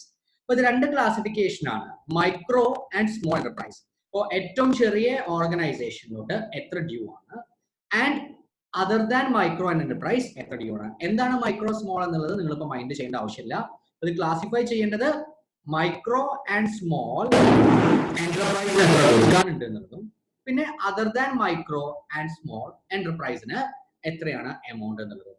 Liability for capital goods purchase, amount due towards purchase should be disclosed other current liabilities and not as trade payable. ഇത് വളരെ important ആണ്. എന്താണ് liability for capital goods purchase എന്ന് പറഞ്ഞാൽ, നിങ്ങൾ ഒരു fixed asset purchase ചെയ്യുന്നു, land purchase ചെയ്യുന്നു, ബിൽഡിംഗ് പർച്ചേസ് ചെയ്യുന്നു, മെഷീനറി പർച്ചേസ് ചെയ്യുന്നു, ഫേർണിച്ചർ പർച്ചേസ് ചെയ്യുന്നു, ഇതെല്ലാം നോൺ കറന്റ് അസറ്റ്സ് ആണ്. ഫോർ എക്സാമ്പിൾ, നിങ്ങൾ ഫർണിച്ചർ മെഷീനറി പർച്ചേസ് ചെയ്യുന്നു, എൻട്രി എന്താ? Debit machinery. ക്രെഡിറ്റ് ക്യാഷിനാണെങ്കിൽ ക്യാഷ് ആണ്, പക്ഷെ നിങ്ങൾ ക്യാഷിനല്ല പർച്ചേസ് ചെയ്യുന്നത്, കടം വാങ്ങിച്ചിട്ടാണ് പർച്ചേസ് ചെയ്യുന്നത്. അപ്പൊ ക്രെഡിറ്റ് പേയബിൾ എന്നാണ് നമ്മൾ നോർമലി പറയുന്നത്. പക്ഷെ ഇത് പറയുന്നത് ഈ പേയബിൾ ആയിട്ട് ഉണ്ടല്ലോ, ഇതിനെ വിളിക്കുന്ന പേരാണ് ക്യാപിറ്റൽ ഗുഡ്സ്. ഫിക്സഡ് അസറ്റ് ഇതിനെ വിളിക്കുന്ന പേരാണ് ക്യാപിറ്റൽ ഗുഡ്സ്. അപ്പൊ ഈ പേയബിൾ ഉണ്ടല്ലോ, ഇതെന്തായിട്ട് കാണിക്കാൻ പാടില്ല? ട്രേഡ് പേയബിൾ ആയിട്ട് കാണിക്കാൻ പാടില്ല. ഇത് ലയബിലിറ്റി ആണ്. അപ്പൊ ഇത് എവിടെ കാണിക്കണം? അതർ കറന്റ് ലയബിലിറ്റി ആയിട്ട് കാണിക്കണം. ഒരു ഫിക്സഡ് അസറ്റ്, അതായത് ക്യാപിറ്റൽ ഗുഡ്സ് പർച്ചേസ് ചെയ്യുമ്പോൾ അത് കടത്തിനാണ് പർച്ചേസ് ചെയ്യുന്നത്. ആ ലയബിലിറ്റി ഒരു കാരണവശാലും ട്രേഡ് പേയബിൾ ആയിട്ട് കാണിക്കരുത്. പകരം എന്തായിട്ട് കാണിക്കണം? അതർ കറന്റ് ലയബിലിറ്റീസിൽ കാണിക്കണം. Next, liabilities under contractual obligations. ചില കോൺട്രാക്ട്സ് ഉണ്ടാവും, ആ കോൺട്രാക്ട്സ് പ്രകാരം നമ്മൾ ക്യാഷ് കൊടുക്കാനുണ്ടാവും. അപ്പൊ അതിനെ വിളിക്കുന്ന പേരാണ് liabilities under contractual obligation. Example, എംപ്ലോയീസിനുള്ള ലയബിലിറ്റി. ലീസ് ഒരു കോൺട്രാക്ട് ആണ്, റെന്റിന് വാങ്ങിക്കുന്നു, മോർ ദാൻ 1 ഇയർ ആണ്. നിങ്ങൾ പിന്നീട് പഠിക്കും, മോർ ദാൻ അക്കൗണ്ടിങ് സ്റ്റാൻഡേർഡ്സിലൊക്കെ ആയിട്ട് പഠിക്കാനുണ്ട്, CMA ഫൈനലിലൊക്കെ. ലീസ് അതർ കോൺട്രാക്ച്വൽ ലയബിലിറ്റീസും ട്രേഡ് പേയബിൾസിൽ ഇൻക്ലൂഡ് ചെയ്യുക എന്ന് പറഞ്ഞാൽ, ഒരു കോൺട്രാക്റ്റുമായി ബന്ധപ്പെട്ട് വല്ല ക്യാഷും കൊടുക്കാനുണ്ട്, അത് ലയബിലിറ്റി ആണ്. എംപ്ലോയീസിന് വല്ല ക്യാഷും കൊടുക്കാനുണ്ടെങ്കിൽ അത് ലയബിലിറ്റിയാണ്. ലീസ് അതൊരു കോൺട്രാക്റ്റ് ആണ്. അതുമായി ബന്ധപ്പെട്ട വല്ലതും കൊടുക്കാനുണ്ടെങ്കിൽ അതൊരു ലയബിലിറ്റിയാണ്. അതോടൊപ്പം തന്നെ capital goods fixed asset purchase ചെയ്തു, അതിന്റെ എമൗണ്ട് കൊടുത്തിട്ടില്ലെങ്കിൽ അത് കൊടുക്കാനുണ്ട്, അതൊരു ലയബിലിറ്റിയാണ്. പക്ഷെ ഈ പറയുന്ന ലയബിലിറ്റീസ് ഒന്നും ട്രേഡ് പേയബിൾ എന്ന് വിളിക്കരുത്. ഷെഡ്യൂൾ 3 അതൊന്നും ട്രേഡ് പേയബിൾ അല്ല. അതല്ല ഇവിടെ കാണിക്കണം, അതർ കറണ്ട് ലയബിലിറ്റീസ് ആയിട്ട് കാണിക്കണം. ക്ലിയർ ആണോ? അപ്പൊ ഫിക്സഡ് അസറ്റ് പർച്ചേസ് ചെയ്യുമ്പോൾ, അതായത് ക്യാപിറ്റൽ ഗുഡ്സ് പർച്ചേസ് ചെയ്യുമ്പോൾ കൊടുക്കാനുള്ള എമൗണ്ട്, എംപ്ലോയീസിന് കൊടുക്കാനുള്ള എമൗണ്ട്, ലീസുമായി ബന്ധപ്പെട്ട എമൗണ്ട്, അതർ കോൺട്രാക്ട്സുമായി ബന്ധപ്പെട്ട എമൗണ്ട്, ഇതൊന്നും ട്രേഡ് പേയബിൾ ആയിട്ട് കാണിക്കരുത്. Clear? Next, only commercial dues എന്ന് പറഞ്ഞാൽ ഗുഡ്സ് പർച്ചേസ് ചെയ്യുമ്പോൾ, റോ മെറ്റീരിയൽസ് പർച്ചേസ് ചെയ്യുമ്പോൾ ഒക്കെ ബന്ധപ്പെട്ട ഐറ്റം, ഇതിന് പറയുന്ന പേരാണ് കൊമേഴ്ഷ്യൽ ഡ്യൂസ്. പർച്ചേസുമായി ബന്ധപ്പെട്ട ഗുഡ്സും റോ മെറ്റീരിയൽസും ഒക്കെ പർച്ചേസുമായി ബന്ധപ്പെട്ട എമൗണ്ട് ലയബിലിറ്റി പേയബിൾ കാണിക്കാൻ പാടുള്ളൂ. എക്സാമ്പിൾ അഗെയിൻ റിലയൻസ് ഇൻഡസ്ട്രീസിന്റെ ട്രേഡ് പേയബിളുമായി ബന്ധപ്പെട്ട ഡിസ്ക്ലോഷർ ആണ്. എന്തൊക്കെയാണ് അവർ കാണിച്ചിരിക്കുന്നത് നോക്കൂ. Trade payable due to micro and small enterprise, other than micro and small enterprise. അത് തന്നെയാണ് നമ്മൾ ഇപ്പോൾ പഠിച്ചത്. പിന്നീട് എന്തൊക്കെ കാണിക്കണം? റുപ്പീസ് ഏതിലാണ് കാണിക്കണം, ക്രോസിലാണ് മെൻഷൻ ചെയ്യണം. പിന്നെ എന്ത് കാണിക്കണം? കറണ്ട് ഇയറിന്റെ ഫിഗേഴ്സ് കാണിക്കണം. അതോടൊപ്പം തന്നെ പ്രീവിയസ് ഇയേഴ്സിന്റെ ഫിഗേഴ്സും കാണിക്കണം. Next, long term debts lease obligation. Portion of long-term debts lease obligation which is due for payment within 12 months of reporting date is required to be classified under other current liabilities, while balance should be classified under long-term borrowings. ഒന്നും മനസ്സിലായിട്ടുണ്ടാവില്ല. അപ്പൊ ഞാൻ പെട്ടെന്ന് മനസ്സിലാക്കാൻ പെട്ടെന്നൊരു example പറയുന്നു. അപ്പൊ നിങ്ങൾക്ക് പെട്ടെന്ന് മനസ്സിലാവും. ഒന്ന്, നിങ്ങളൊരു കാർ ലോൺ എടുത്തു. 5 ലക്ഷം രൂപയാണ് കാർ ലോൺ എടുത്തത്. നിങ്ങൾ ഈ കാർ ലോൺ എടുത്തത് 2019 ഏപ്രിൽ 1, 2019 ഈച്ച് ഇയറിൽ 1 lakh rupees ആണ് റീപേ ചെയ്യേണ്ടത്. ഇപ്പോൾ ഏപ്രിൽ 1, 2019 നിങ്ങൾ 5 lakhsന്റെ കാർ ലോൺ എടുത്തു. ഏപ്രിൽ 1, 2019 ആണ് ഫിനാൻഷ്യൽ ഇയറിന്റെ ബിഗിനിങ്ങിലാണ്. അപ്പൊ പെട്ടെന്ന് മനസ്സിലാവാനാണ് ഞാൻ ഫിനാൻഷ്യൽ ഇയറിന്റെ ബിഗിനിങ് വെച്ചത്. അപ്പൊ നമ്മൾ പറയുന്നത് ഒരു വർഷത്തിനുള്ളിൽ നമ്മൾ എല്ലാ വർഷവും എത്ര കൊടുക്കണം? 1 lakh പേ ചെയ്യും. ഇപ്പൊ മാർച്ച് 31, 2020 ആയി. ഒരു വർഷത്തിന്റെ എൻഡ് ചെയ്തു. എത്ര തിരിച്ചടക്കും? 1 lakh തിരിച്ചടക്കും അല്ലെ? ഇപ്പൊ എത്ര ബാലൻസ് പേയബിൾ ഉള്ളത് മാർച്ച് 31, 2020? 4 lakhs പേയബിൾ ഉണ്ട്. ഇത് എത്ര വർഷം കൊണ്ട് ഇനി അടക്കേണ്ടത്? 5 വർഷമായിരുന്നു ടേം. ഒരു വർഷം കഴിഞ്ഞു. ഈ 4 ലക്ഷം എന്ന് പറയുന്നത് നമ്മൾ 4 years കൊണ്ടാണ് തിരിച്ചടക്കേണ്ടത്. അപ്പൊ മോർ ദാൻ 1 year ആണ്, മോർ ദാൻ 3 years ആണ്. അപ്പൊ എന്തായിട്ട് കാണിക്കാം? ലോങ് ടേം ലയബിലിറ്റി ആയിട്ട് കാണിക്കാം അല്ലെ? പക്ഷെ ഈ ഷെഡ്യൂൾ 3 പറയുന്നത് ഈ 4 ലക്ഷം ഉണ്ടല്ലോ, നിങ്ങൾ ഒന്ന് സ്പ്ലിറ്റ് ചെയ്യും. എന്താ സ്പ്ലിറ്റ് ചെയ്യേണ്ടത്? 1 yearന്റെ ഉള്ളിൽ അടക്കുന്നതും ഒരു വർഷത്തിൽ കൂടുതൽ സമയം എടുത്തിട്ട് അടക്കുന്നതും ആയിട്ട് സ്പ്ലിറ്റ് ചെയ്യണം. അതാണ് ഇവിടെ പറയുന്നത്. Portion of long term debts or lease obligation which is due for payment within 12 months of reporting date. അപ്പോൾ ഒരു വർഷത്തിനുള്ളിൽ തിരിച്ചടക്കുന്ന എമൗണ്ട്, ഒരു വർഷത്തിനുള്ളിൽ നിങ്ങൾ എത്ര തിരിച്ചെടുക്കുക? അടുത്ത മാർച്ച് 31, 2021 ആകുമ്പോൾ നിങ്ങൾ 1 lakh തിരിച്ചെടുക്കും. ഇത് സെപ്പറേറ്റ് ആയിട്ട് കാണിക്കണം കേട്ടോ എന്നാണ് ഷെഡ്യൂൾ 3 പറയുന്നത്. ഇത് എവിടെ കാണിക്കേണ്ടത്? ഒരു വർഷത്തിനുള്ളിൽ നിങ്ങൾ തിരിച്ചടക്കുന്നത് അതർ കറണ്ട് ലയബിലിറ്റി ആയിട്ട് കാണിക്കണം. ആൻഡ് ബാലൻസ്, എത്ര ബാലൻസ്? 3 lakhs. അതെന്തായിട്ട് കാണിക്കണം? Long term borrowings. അപ്പൊ ഇത് ഓർത്ത് വെക്കണേ. ലയബിലിറ്റീസ് നമ്മൾ സ്പ്ലിറ്റ് ചെയ്യും. അതായത് ലോങ് ടേം ലയബിലിറ്റി തന്നെ നമ്മൾ സ്പ്ലിറ്റ് ചെയ്യണം. ഒരു വർഷത്തിനുള്ളിൽ അടച്ചു തീർക്കുന്ന പാർട്ട് ഉണ്ടല്ലോ, പോർഷൻ, അത് നമ്മൾ എന്തായിട്ട് കാണിക്കണം? Current liability. അതിനെ വിളിക്കുന്ന പേരാണ് അതർ കറണ്ട് ലയബിലിറ്റി. ഒരു വർഷത്തിൽ കൂടുതൽ സമയം എടുത്തിട്ട് അടക്കുന്ന ആ ഐറ്റം ലോങ് ടേം ലയബിലിറ്റി. അപ്പൊ ഞാനിവിടെ പറഞ്ഞ സെയിം എക്സാമ്പിൾ നിങ്ങൾക്ക് അറിയാൻ വേണ്ടിയിട്ട് ഒന്നുകൂടി റിപ്പീറ്റ് ചെയ്യുന്നു. ഒരു കാർ ലോൺ 5 ലക്ഷം, ഒരു 5 വർഷമാണ് ടേം പീരിയഡ്, 1 ലക്ഷമാണ് എല്ലാ വർഷവും കൊടുക്കുന്നത്. അപ്പൊ ഈ വർഷത്തിന്റെ എൻഡ് ആയപ്പോൾ 1 lakh കൊടുക്കും. എത്ര ലയബിലിറ്റി? 4 lakh. ഈ 4 ലക്ഷം രൂപ നിങ്ങൾ എപ്പോഴാണ് തിരിച്ചടക്കുക? 4 വർഷം കൊണ്ട്. അപ്പൊ അതെന്തായിട്ടാണ് കാണിക്കേണ്ടത്? Long term liability. നോ. എന്താ പറയുന്നത്? ഈ ലയബിലിറ്റി ഉണ്ടല്ലോ നിങ്ങൾ സ്പ്ലിറ്റ് ചെയ്യണം. ഒരു വർഷത്തിനുള്ളിൽ നിങ്ങൾ അടക്കുന്ന എമൗണ്ട് ഉണ്ടല്ലോ, ഈ 4 ലക്ഷത്തിന് 1 ലക്ഷം നിങ്ങൾ അടുത്ത വർഷത്തിനുള്ളിൽ അടക്കും. ആ 1 ലക്ഷം നിങ്ങൾ മാറ്റി വെക്കുക. അതെന്തായിട്ട് കാണിക്കുക? അതർ കറന്റ് ലയബിലിറ്റി കാണിക്കുക. ബാക്കിയുണ്ടല്ലോ, ബാക്കി എത്രയാണ്? 3 lakhs. അത് നിങ്ങൾ ലോങ് ടേം ബോറോസ് ആയിട്ട് കാണിക്കുക. ക്ലിയർ? ഒബ്ജക്റ്റീവ് ടൈപ്പ് ക്വസ്റ്റ്യൻ ആയിട്ട് ചോദിക്കാം. Next, current year classification as current liability and previous year non current liability. ഇത് പറയുന്നത് ഇത്രയേ ഉള്ളൂ. ഈ വർഷത്തെ ക്ലാസിഫിക്കേഷൻസ് ഒക്കെ മാറിയിട്ടുണ്ടെങ്കിൽ ഇപ്പൊ ചിലപ്പോൾ നോൺ കറന്റ് ലയബിലിറ്റി ആയിരിക്കാം. ഒരു ബാങ്ക് ലോൺ ഉണ്ടായിരുന്നു നിങ്ങൾക്ക്, 5 വർഷത്തെ ബാങ്ക് ലോൺ. നിങ്ങൾ April 1, 2019 ബാങ്ക് ലോൺ എടുത്തത്. ഫിനാൻഷ്യൽ ഇയറിന്റെ ബിഗിനിങ്ങിൽ ബാങ്ക് ലോൺ എടുത്തു. എടുത്ത സമയത്ത് നിങ്ങൾ തീരുമാനിച്ചത് എന്താണ്? 5 വർഷം കൊണ്ടാണ് തിരിച്ചടക്കുന്നത്. 1 വർഷം കഴിഞ്ഞു എന്ന് പറഞ്ഞാൽ March 31, 2020 കഴിഞ്ഞു. അടുത്ത വർഷം തുടങ്ങി April 1, 2020 ആയി. നിങ്ങൾക്ക് പെട്ടെന്ന് ഒരു ലാൻഡ് വിറ്റു, അല്ലെങ്കിൽ നിങ്ങൾ എന്തോ വിറ്റിട്ട് കുറേ അധികം ക്യാഷ് കിട്ടി, അല്ലെങ്കിൽ പ്രതീക്ഷിക്കാത്ത രീതിയിൽ ലാഭം കിട്ടി. ഇപ്പൊ നിങ്ങൾ എന്ത് തീരുമാനിച്ചു? ഈ ലോൺ അങ്ങോട്ട് തിരിച്ചടച്ചേക്കാം. എന്തിനാ വെറുതെ 5 വർഷമൊക്കെ വെയിറ്റ് ചെയ്യുന്നത്? വെറുതെ ഒരു ലോണ് കുറെ കാലം, ഇനി എന്താവും സംഭവിക്കാൻ അറിയില്ല. നമുക്ക് ഫുൾ എമൗണ്ട് തിരിച്ചടക്കാം. ഇപ്പൊ കയ്യിൽ ക്യാഷ് ഉണ്ട്. കംപ്ലീറ്റ് എമൗണ്ട് തിരിച്ചടച്ചു. കംപ്ലീറ്റ് എമൗണ്ട് തിരിച്ചടക്കാൻ തീരുമാനിക്കുന്നതോടുകൂടി ഇത് എന്തായിട്ട് മാറി? കറണ്ട് ലയബിലിറ്റി ആയിട്ട് മാറി.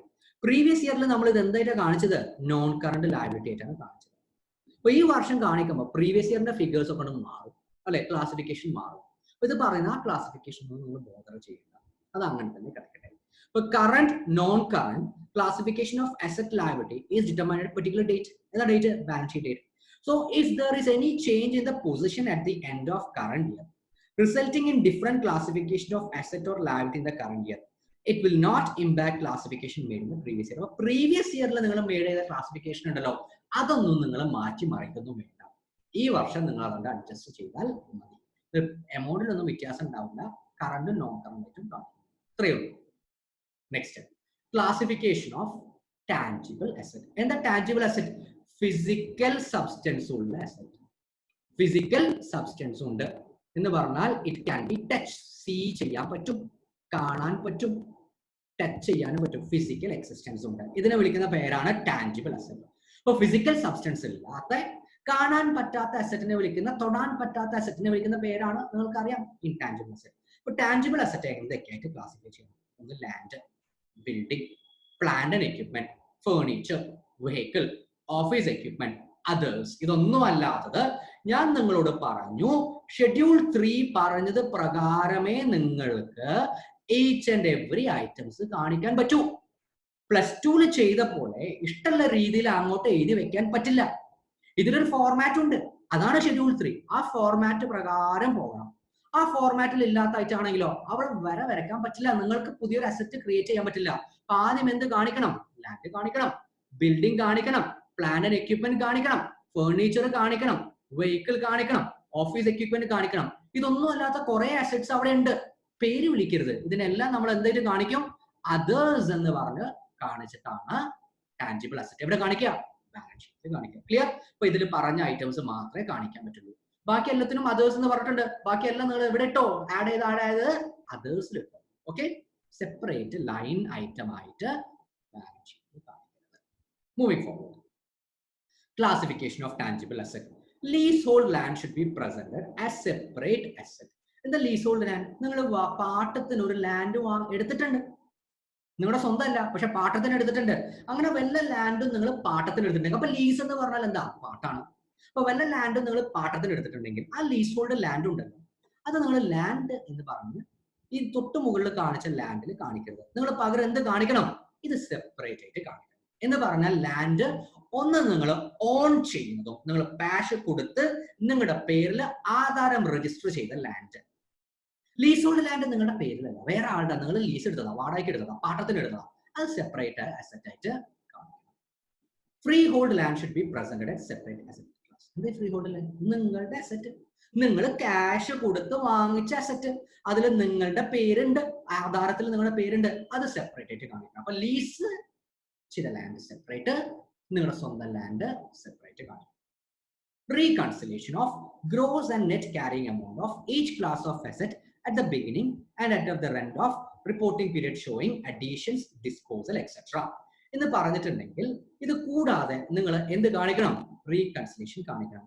ഓപ്പണിംഗിൽ എത്ര ഉണ്ടായിരുന്നു, എത്ര അസറ്റ് പർച്ചേസ് ചെയ്തു, എത്ര അസറ്റ് വിറ്റു, ഇപ്പൊ ക്ലോസിംഗിൽ എത്ര ഉണ്ട് എന്നുള്ളതും സെപ്പറേറ്റ് ഡിസ്ക്ലോസ് ചെയ്യണം. ഇതാ വീണ്ടും റിലയൻസ് ഇൻഡസ്ട്രീസ് ലിമിറ്റഡിന്റെ അസറ്റുമായി ബന്ധപ്പെട്ട് ഷെഡ്യൂൾ 3 പ്രിപ്പയർ ചെയ്ത ഫിനാൻഷ്യൽ സ്റ്റേറ്റ്മെന്റ് ആണത്. ഇത് നോക്കൂ, ഇതാണ് പ്രാക്ടിക്കൽ. ഓൺ അസറ്റ് എത്രയാണ് സെപ്പറേറ്റ് ഉണ്ട്. ലീസ് ഹോൾഡ് ലാൻഡ് അവർ കണ്ടോ സെപ്പറേറ്റ് ആയിട്ട് കാണിച്ചു.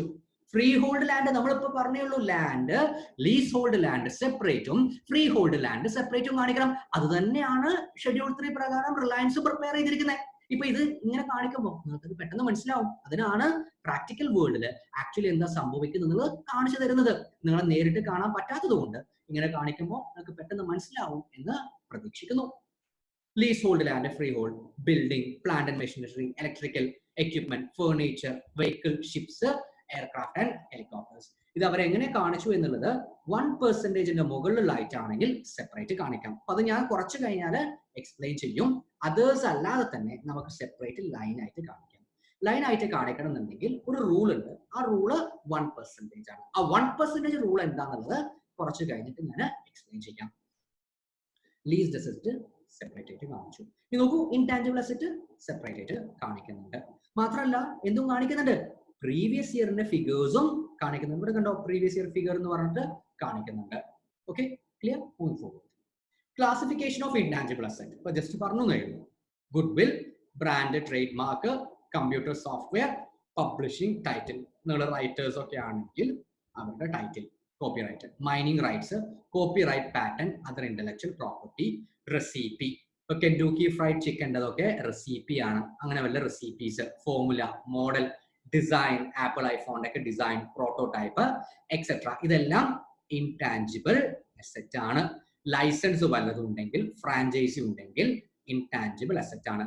Separate line items in balance sheet. എന്താ സെപ്പറേറ്റ് ലൈൻ ഐറ്റംസ്? ഇതാ ഞാൻ നേരത്തെ കാണിച്ചേ റിലയൻസിന്റെ കാണിക്കുന്നു. ലീസ് ഹോൾഡ് ലൈൻ നോക്കൂ, സെപ്പറേറ്റ് ലൈനിലാണ്. ഫ്രീ ഹോൾഡ് ലാൻഡ് നോക്കൂ, സെപ്പറേറ്റ് ലൈനിലാണ്.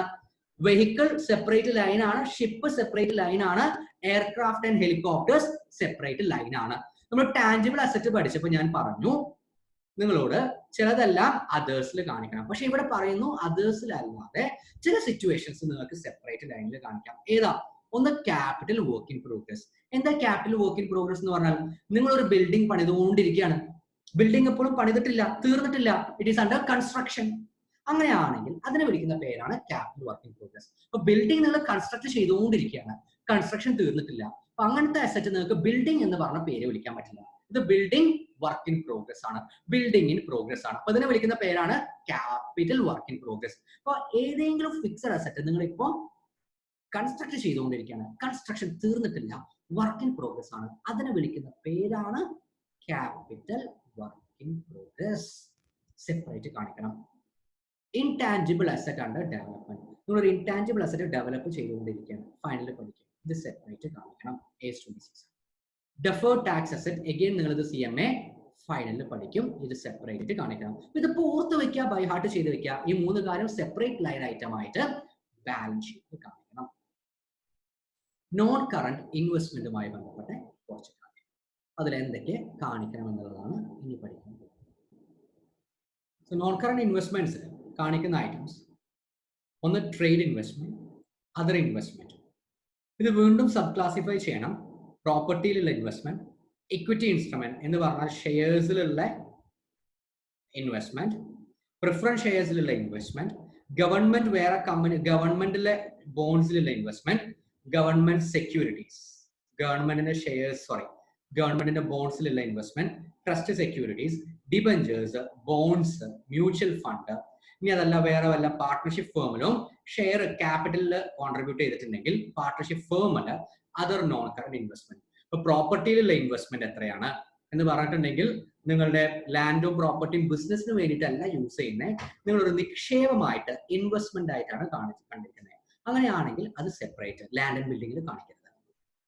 വേറെ കമ്പനിയുടെ ഷെയർ നിങ്ങൾ വാങ്ങിച്ചിട്ടുണ്ടോ എങ്കിൽ അത് നിങ്ങൾക്ക് ഇൻവെസ്റ്റ്മെന്റ് ആണ്. വേറെ കമ്പനീസിന്റെ ഇക്വിറ്റി ഷെയർസ് വാങ്ങിച്ചിട്ടുണ്ടോ? വേറെ കമ്പനീസിന്റെ പ്രിഫറൻസ് ഷെയർസ് വാങ്ങിച്ചിട്ടുണ്ടോ? അങ്ങനെയാണെങ്കിൽ നിങ്ങളുടെ ഇൻവെസ്റ്റ്മെന്റ് ആണത്. നിങ്ങളുടെ കമ്പനിയുടെ ഷെയർ അല്ല, വേറെ കമ്പനിയുടെ ഷെയർ നിങ്ങൾ വാങ്ങിച്ചിട്ടുണ്ട്, നിങ്ങളുടെ നിക്ഷേപമാണ്.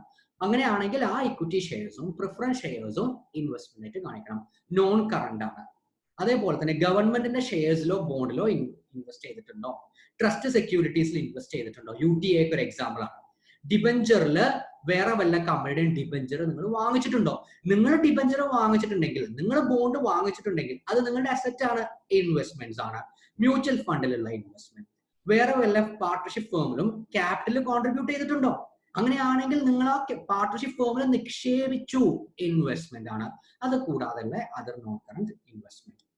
അതോടൊപ്പം തന്നെ long term loans and advance, capital advance, security deposit, loans and advance to related parties, directors ഒക്കെ example. Other loans and advance എന്നുള്ള രീതിയിലാണ് ലോങ് ടേം ആയിട്ട് ലോൺസ് ആൻഡ് അഡ്വാൻസ് അസറ്റ് ആണ്. വേറെ വല്ലവർക്കും നിങ്ങൾ ലോണ് കൊടുത്തിട്ടുണ്ടെങ്കിൽ, വേറെ വല്ലവർക്കും അഡ്വാൻസ് കൊടുത്തിട്ടുണ്ടെങ്കിൽ അതാണ് അസറ്റ് ആണ്, long term loans. Capital advance എന്താ? ക്യാപിറ്റൽ അഡ്വാൻസ് നിങ്ങൾക്ക് ഇപ്പൊ മനസ്സിലായിട്ടുണ്ടാവും. ക്യാപിറ്റൽ എന്ന് പറഞ്ഞാൽ ഫിക്സഡ് അസറ്റുമായി ബന്ധപ്പെട്ട ഐറ്റംസ് ആണ്. എന്ന് പറഞ്ഞാൽ ഒരു ഫിക്സഡ് അസറ്റ് വാങ്ങിക്കാൻ വേണ്ടി നിങ്ങൾ കുറച്ച് അഡ്വാൻസ് കൊടുത്തു. അത് അസറ്റ് ആണോ ലയബിലിറ്റി ആണോ? അസറ്റ് ആണ്.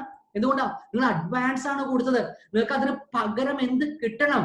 ഫിക്സഡ് അസറ്റ് കിട്ടണം. അപ്പൊ ഫിക്സഡ് അസറ്റുമായി ബന്ധപ്പെട്ട് കിട്ടാൻ വേണ്ടിയിട്ട് വാങ്ങിക്കുന്ന സമയത്ത് നിങ്ങൾ വല്ല അഡ്വാൻസും കൊടുത്തിട്ടുണ്ടെങ്കിൽ അതിന് വിളിക്കുന്ന പേരാണ് capital advance. Separate.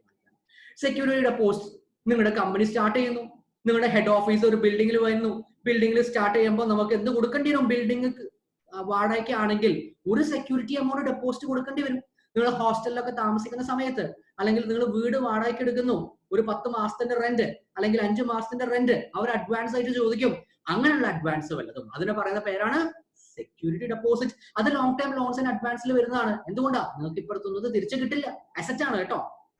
Loans and advance related to parties, ഡയറക്ടേഴ്സിനോ കീ മാനേജറൽ പേഴ്സണോ വല്ല ലോണും കൊടുത്തോ വല്ല സാലറി അഡ്വാൻസും കൊടുത്തോ, അങ്ങനെയാണെങ്കിൽ ആ കീ മാനേജറൽ പേഴ്സണും ഡയറക്ടേഴ്സും ഈ പറയുന്ന പേരാണ് റിലേറ്റഡ് പാർട്ടി. അപ്പൊ അവർക്ക് കൊടുത്ത ലോൺസ് ആൻഡ് അഡ്വാൻസ് സെപ്പറേറ്റ് കാണിക്കണം.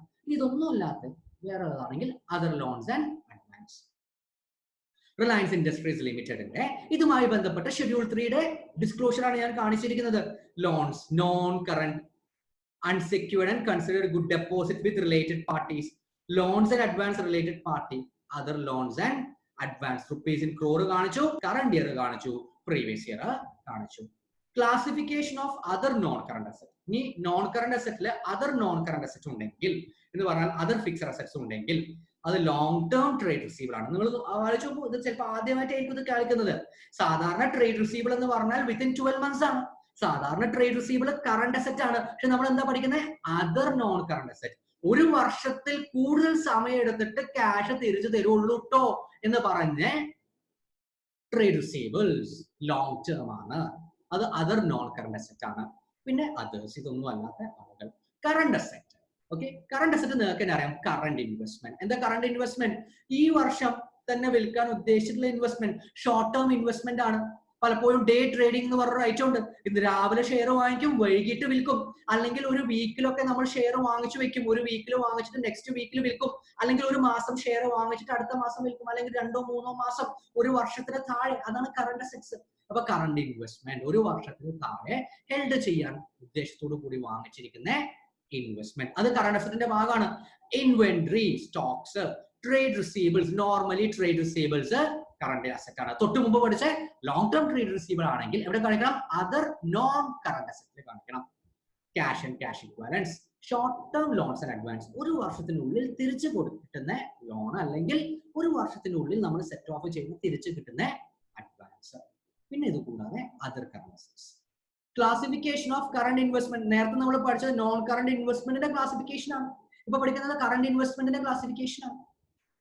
Investment in equity instrument, investment in preference share, investment in government, investment in debenture, investment in mutual fund, investment in partnership, other investment. അപ്പൊ എന്ത് വ്യത്യാസമല്ല, non current investment ആണെങ്കിലും current investment ആണെങ്കിലും classification ഒക്കെ ഷെയറിൽ preference ഷെയർസിൽ same ആണ്. എന്ത് മാത്രമേ വ്യത്യാസമുള്ളൂ? ഒരു വർഷത്തിൽ കൂടുതൽ ഹെൽഡ് ചെയ്യാൻ വെച്ചിരിക്കുന്ന ഇക്വിറ്റി ഇൻസ്ട്രുമെന്റ്, ഇക്വിറ്റി ഷെയർസ് ഒരു വർഷത്തിൽ കൂടുതൽ ഹോൾഡ് ചെയ്യുന്ന പ്രിഫറൻസ് ഷെയർ, ഒരു വർഷത്തിൽ കൂടുതൽ ഹോൾഡ് ചെയ്യുന്ന ഗവൺമെന്റ് അല്ലെങ്കിൽ ട്രസ്റ്റ് സെക്യൂരിറ്റി, അതല്ലെങ്കിൽ ഒരു വർഷത്തിൽ കൂടുതൽ ഹോൾഡ് ചെയ്യാൻ ഉദ്ദേശിക്കുന്ന ഡിബഞ്ചർ, ബോണ്ട്, മ്യൂച്വൽ ഫണ്ട്, ഒരു വർഷത്തിൽ കൂടുതൽ ഇൻവെസ്റ്റ് ചെയ്ത് വെക്കാൻ ഉദ്ദേശിക്കുന്ന പാർട്ണർഷിപ്പ് ഫേം, അതർ ഇൻവെസ്റ്റ്മെന്റ് ഒരു വർഷത്തിൽ കൂടുതലാണ്. ഇതെല്ലാം എന്തായിട്ട് കാണിക്കണം? നോൺ കറണ്ട് ഇൻവെസ്റ്റ്മെന്റിന്റെ അടിയിൽ കാണിക്കണം. അതല്ല ഒരു വർഷത്തിൽ താഴെയാണ് ഇതെല്ലാം ഹോൾഡ് ചെയ്യാൻ ഉദ്ദേശിക്കുന്നതെങ്കിൽ അതെവിടെ കാണിക്കും? കറണ്ട് ഇൻവെസ്റ്റ്മെന്റിന്റെ താഴെ കാണിക്കും. അപ്പോൾ ഒരു വർഷത്തിൽ കൂടുതലുള്ളതെല്ലാം നോൺ കറണ്ട് ഇൻവെസ്റ്റ്മെന്റ്, ഒരു വർഷത്തിൽ താഴെയുള്ള ഇൻവെസ്റ്റ്മെന്റ്സ് എല്ലാം കറണ്ട് ഇൻവെസ്റ്റ്മെന്റിലും കാണിക്കണം. കാണിക്കേണ്ടത് equity instrument, preference share, government, trust security, debenture, bond, mutual fund, partnership firm, ഇതൊന്നും അല്ലാത്തതെല്ലാം അതർ എന്ന് പറഞ്ഞ ടോട്ടൽ എടുത്ത് കാണിക്കും. Clear? Disclosure related to current investment. Current investment ആണെങ്കിൽ ഇപ്പൊ കാണിച്ചത് കൂടാതെ കുറച്ചും കൂടി കാര്യം മെൻഷൻ ചെയ്യണം. എന്താ ഡിസ്ക്ലോസ് ചെയ്യേണ്ടത്? Basis of valuation. ഇതിന്റെ വാല്യുവേഷൻ ഓരോ ഇൻഡിവിജ്വൽ ഇൻവെസ്റ്റ്മെന്റും, ഓരോ പ്രിഫറൻസ് ഷെയറും, ഓരോ ഇക്വിറ്റി ഷെയർസും, ഓരോ ഗവൺമെന്റ് ബോണ്ടും, ഓരോ മ്യൂച്വൽ ഫണ്ടും എങ്ങനെയാണ് നിങ്ങൾ വാല്യൂ ചെയ്തിരിക്കുന്നത്? വാല്യുവേഷൻ CMA അല്ലെങ്കിൽ CA ഫൈനൽ പഠിക്കും. അപ്പൊ എന്തിന്റെ ബേസിസിൽ, ഏത് മെത്തേഡിലാണ് നിങ്ങൾ ഇതിന്റെ വാല്യൂ പറഞ്ഞിരിക്കുന്നത്? Aggregate amount of quoted investment. എന്താ കോട്ടഡ് ഇൻവെസ്റ്റ്മെന്റ് എന്ന് പറഞ്ഞാൽ? മാർക്കറ്റ് വാല്യൂ ഉള്ള ഇൻവെസ്റ്റ്മെന്റ്. ഇപ്പൊ ലിസ്റ്റഡ് കമ്പനീസ് എല്ലാം കോട്ടഡ് ഇൻവെസ്റ്റ്മെന്റ്. എന്തുകൊണ്ടാ? മാർക്കറ്റിലെ വാല്യൂ ഉണ്ട്. ഇന്ന് ഗൂഗിളിൽ പോയി സെർച്ച് ചെയ്തിട്ടുണ്ടെങ്കിൽ റിലയൻസ് ഇൻഡസ്ട്രീസിന്റെ മാർക്കറ്റ് വാല്യൂ എത്രയെന്ന് അറിയാം. അതിന് പറയുന്ന പേരാണ് quoted investment, listed shares. Aggregate amount of unquoted investment. നിങ്ങൾക്ക് മലബാർ ഗോൾഡ് പ്രൈവറ്റ് ലിമിറ്റഡിലാണ് investment. Malabar gold private limited search ചെയ്താൽ അതിന്റെ ഷെയറിന്റെ വാല്യൂ എത്രയെന്ന് അറിയില്ല. അങ്ങനെയാണെങ്കിൽ അൺകോട്ടഡ് ഇൻവെസ്റ്റ്മെന്റ് ഉണ്ടെങ്കിൽ, പ്രൈവറ്റ് ലിമിറ്റഡ് കമ്പനീസിലൊക്കെ ഇൻവെസ്റ്റ്മെന്റ്സ് ഉണ്ടെങ്കിൽ അത് അൺകോട്ടഡ് ആണ്. അതിന്റെ അഗ്രിഗേറ്റ് എമൗണ്ട്, ടോട്ടൽ എമൗണ്ട് എത്രയാണ് എന്ന് പറഞ്ഞാൽ കോട്ടഡ് ഇൻവെസ്റ്റ്മെന്റ് എത്രയെന്നുള്ളതും അൺകോട്ടഡ് ഇൻവെസ്റ്റ്മെന്റ് എത്രയെന്നുള്ളതും സെപ്പറേറ്റ് കാണിക്കണം. Aggregate provision made for diminution in the value of investment. ഈ വാല്യുവേഷൻ ഇൻവെസ്റ്റ്മെന്റ് നിങ്ങൾക്ക് അറിയാം, ഷെയർ മാർക്കറ്റ് ഇപ്പോൾ ഇടിഞ്ഞിരിക്കുകയാണ്. COVID-19 കാരണം, ഇന്ത്യയുടെ സാമ്പത്തിക പ്രശ്നങ്ങളൊക്കെ കാരണം മൊത്തത്തിൽ ഷെയർ മാർക്കറ്റ് ഇടിഞ്ഞുകൊണ്ടിരിക്കുകയാണ്. അങ്ങനെയാണെങ്കിൽ നിങ്ങൾക്ക് നിങ്ങളുടെ കയ്യിലുള്ള ഇൻവെസ്റ്റ്മെന്റിന്റെ വാല്യൂ ഡിമിനിഷൻ ചെയ്തിട്ടുണ്ടാവും, കുറഞ്ഞിട്ടുണ്ടാവും. അതിന് നിങ്ങൾ വല്ല പ്രൊവിഷൻ വെച്ചിട്ടുണ്ടെങ്കിൽ അത് സെപ്പറേറ്റ് ആയിട്ട് കാണിക്കണം. നെക്സ്റ്റ്, റിലയൻസ് ഇൻഡസ്ട്രീസ് ലിമിറ്റഡിന്റെ ഇൻവെസ്റ്റ്മെന്റുമായി ബന്ധപ്പെട്ട കാര്യമാണ് നമ്മൾ പഠിച്ചത്. നോൺ കറന്റ് ഇൻവെസ്റ്റ്മെന്റ് എന്തെങ്കിലും കാണിച്ചിട്ടുണ്ടോ നോക്കുക. പ്രിഫറൻസ് ഷെയറിലുള്ള ഇൻവെസ്റ്റ്മെന്റ്, ഡിബഞ്ചറിലുള്ള ഇൻവെസ്റ്റ്മെന്റ്, ഗവൺമെന്റ് സെക്യൂരിറ്റിയിലുള്ള ഇൻവെസ്റ്റ്മെന്റ്, ഇക്വിറ്റി ഷെയർസിലുള്ള ഇൻവെസ്റ്റ്മെന്റ്. അതന്നെ അവരെന്ത് കാണിച്ചിട്ടുണ്ട്? കോട്ടഡ് എത്രയാണ്, അൺകോട്ടഡ് എത്രയാണ് എന്നൊക്കെ പറഞ്ഞ് കാണിച്ചിട്ടുണ്ട്.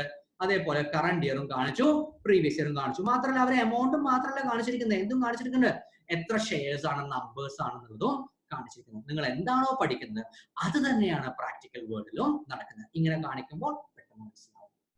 Going forward, disclosures related to trade receivable.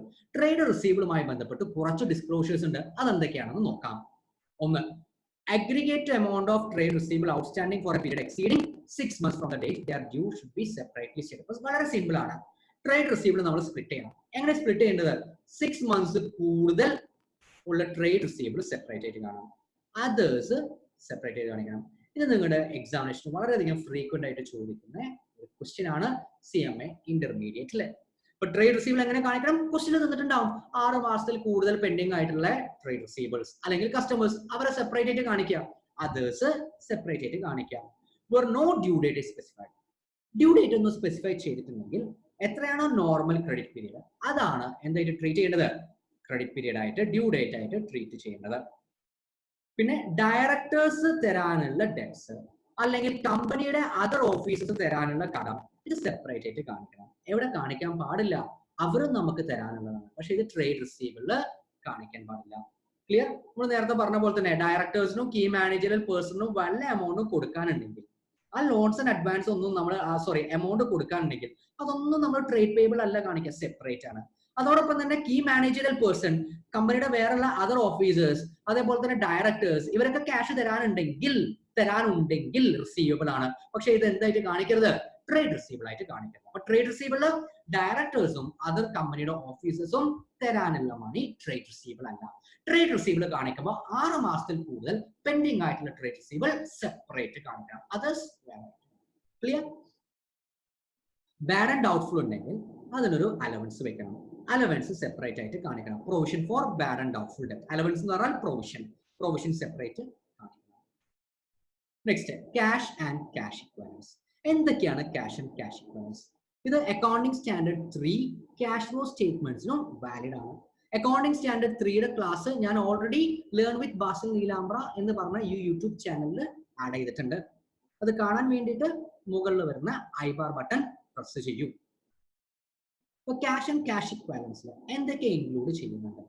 ഒന്ന് balance with bank, next cheques, drafts on hands, cash on hand, അതോടൊപ്പം തന്നെ other margin money, security against borrowing, bank deposit, ഇതൊക്കെയാണ് cash and cash equivalents. Bank deposit with more than 12 months maturity period ഉള്ളത് separate ആയിട്ട് കാണിക്കണം. ഇപ്പൊ normally bank, cheque, draft, cash on hand ഒക്കെയാണ് cash and cash equivalents. പിന്നെ bills receivable, അതോടൊപ്പം തന്നെ promissory note എല്ലാം ക്യാഷ് ആൻഡ് ക്യാഷ് ഇക്വലൻസ് ആണ്. Next classification of inventory. Inventory എങ്ങനെയാണ് ക്ലാസിഫൈ ചെയ്യുന്നത്? 1.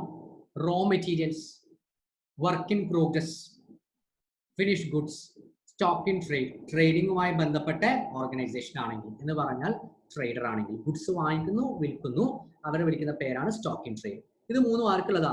Raw materials manufacturing organisation, work in progress manufacturing organisation. എന്താ work in progress? Raw material അല്ല, ആ സ്റ്റേജ് കഴിഞ്ഞു, പക്ഷെ എന്ത് വന്നിട്ടില്ല? ഫിനിഷ് ഗുഡ്സ് വന്നിട്ടില്ല.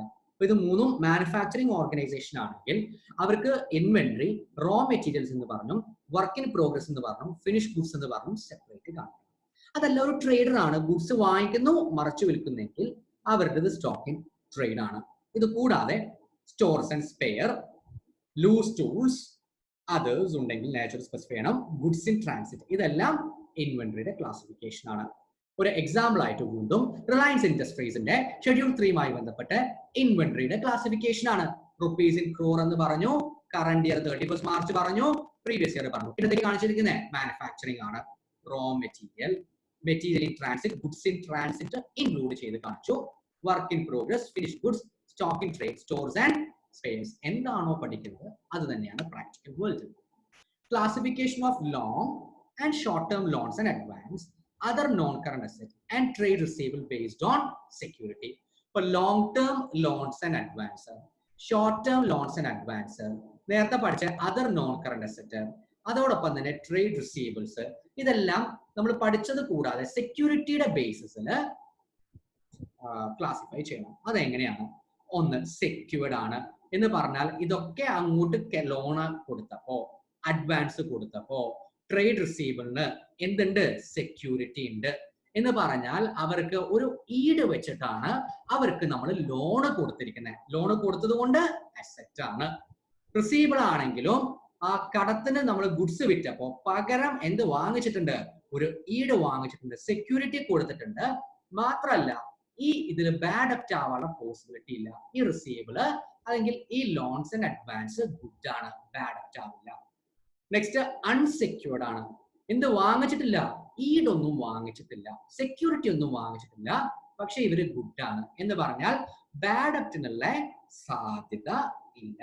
ഇപ്പൊ സെക്യൂരിറ്റി ഇല്ലെങ്കിലും പേടിക്കേണ്ട ആവശ്യമില്ല, എമൗണ്ട് തിരിച്ചു കിട്ടും. ഇപ്പൊ സെക്യൂരിറ്റി ഇല്ലാത്തത് കാരണം അത് അൺസെക്യൂർഡ് ആണ്, പക്ഷെ എമൗണ്ട് തിരിച്ചു കിട്ടുന്നത് കാരണം അത് ബാഡ് അപ്റ്റ് അല്ല, ആവില്ല, ഗുഡ് ആണ്. ഡൗട്ട്ഫുൾ, അത് ഡൗട്ട്ഫുൾ കിട്ടോ ഇല്ലേന്ന്. ഇപ്പൊ സെക്യൂരിറ്റി ഉണ്ടെങ്കിലും ശരി, സെക്യൂരിറ്റി ഇല്ലെങ്കിലും ശരി, ഡൗട്ട്ഫുൾ ആണെങ്കിൽ കിട്ടോ ഇല്ലെന്ന ഡൗട്ട് ഉണ്ടെങ്കിൽ അത് ഡൗട്ട്ഫുൾ എന്ന് പറഞ്ഞ് കാണിക്കണം. Moving forward, short term loans and advance എന്താണ് ക്ലാസിഫൈ ചെയ്യേണ്ടത്? Loans and related to related party, അവരുടെ details, directors and key managerial person ആണ് റിലേറ്റഡ് പാർട്ടി. അതേഴ്സ് എന്നുള്ള രീതിയിൽ ക്ലാസിഫൈ ചെയ്യണം. ഇപ്പൊ ലോൺ ആൻഡ് അഡ്വാൻസ് ആണ്, അങ്ങോട്ട് കൊടുത്തതാണ്, അപ്പൊ അത് അസറ്റ് ആണ്, ഷോർട്ട് ടേം പീരിയഡിനാണ്, ലെസ് ദാൻ 12 മന്ത് ആണ്. ഇത് കൂടാതെ debts due by directors or other company separate ആയിട്ട് ഡിസ്ക്ലോസ് ചെയ്യണം. നമ്മൾ പഠിച്ചിട്ടുണ്ടായിരുന്നു, ട്രേഡ് റിസീവബിൾ ഡയറക്ടേഴ്സും ബാക്കിയുള്ളവരും കടം വാങ്ങിച്ചിട്ടുണ്ടെങ്കിൽ അത് ട്രേഡ് റിസീവബിൾ എന്ന് പറഞ്ഞ് കാണിക്കരുത് എന്ന് ട്രേഡ് റിസീവബിൾ പഠിച്ചു. അതപ്പോ എങ്ങനെ കാണിക്കേണ്ടത് എന്നുള്ളത് ഇപ്പൊ പഠിക്കുന്നു. അതെവിടെ കാണിക്കും? Short term loans and advance asset ആണ്, ഇങ്ങോട്ട് കിട്ടാനുള്ളതാണ്. ബാഡ് ആൻഡ് ഡൗട്ട്ഫുൾ ഡെപ്റ്റ് ആണെങ്കിൽ, ഇതുമായി ബന്ധപ്പെട്ട് ബാഡ് ആൻഡ് ഡൗട്ട്ഫുൾ ഡെപ്റ്റ് ആണെങ്കിൽ അത് സെപ്പറേറ്റ് കാണിക്കണം. അത് നമ്മൾ തൊട്ട് മുമ്പ് പഠിച്ചു. ഡൗട്ട്ഫുൾ ആണെങ്കിൽ സെപ്പറേറ്റ് കാണിക്കണം. ഷോർട്ട് ടേം ലോൺ ആണെങ്കിലും long term loans and advance ആണെങ്കിലും ട്രേഡ് റിസീവബിൾ ആണെങ്കിൽ, ഡൗട്ട്ഫുൾ ആണെങ്കിൽ, ബാഡ് ആൻഡ് ഡൗട്ട്ഫുൾ ആണെങ്കിൽ അത് സെപ്പറേറ്റ് ആയിട്ട് കാണിക്കണം. മാത്രമല്ല ഒരു അലവൻസ് വെക്കണം. അലവൻസ് എന്ന് പറഞ്ഞാൽ ഒരു പ്രൊവിഷൻ വെക്കണം. ബാലൻസ് ഷീറ്റ് തീർന്നു. ബാലൻസ് ഷീറ്റിന്റെ മൊത്തം ഫോർമാറ്റ് റിലയൻസ് ഇൻഡസ്ട്രീസ് ലിമിറ്റഡുമായി ബന്ധപ്പെട്ടത് റുപ്പീസ് ഇൻ ക്രോസ്,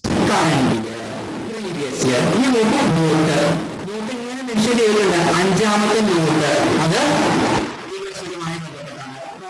ആണെങ്കിൽ ഒന്നാമത്തെ നോട്ട് വായിക്കാം.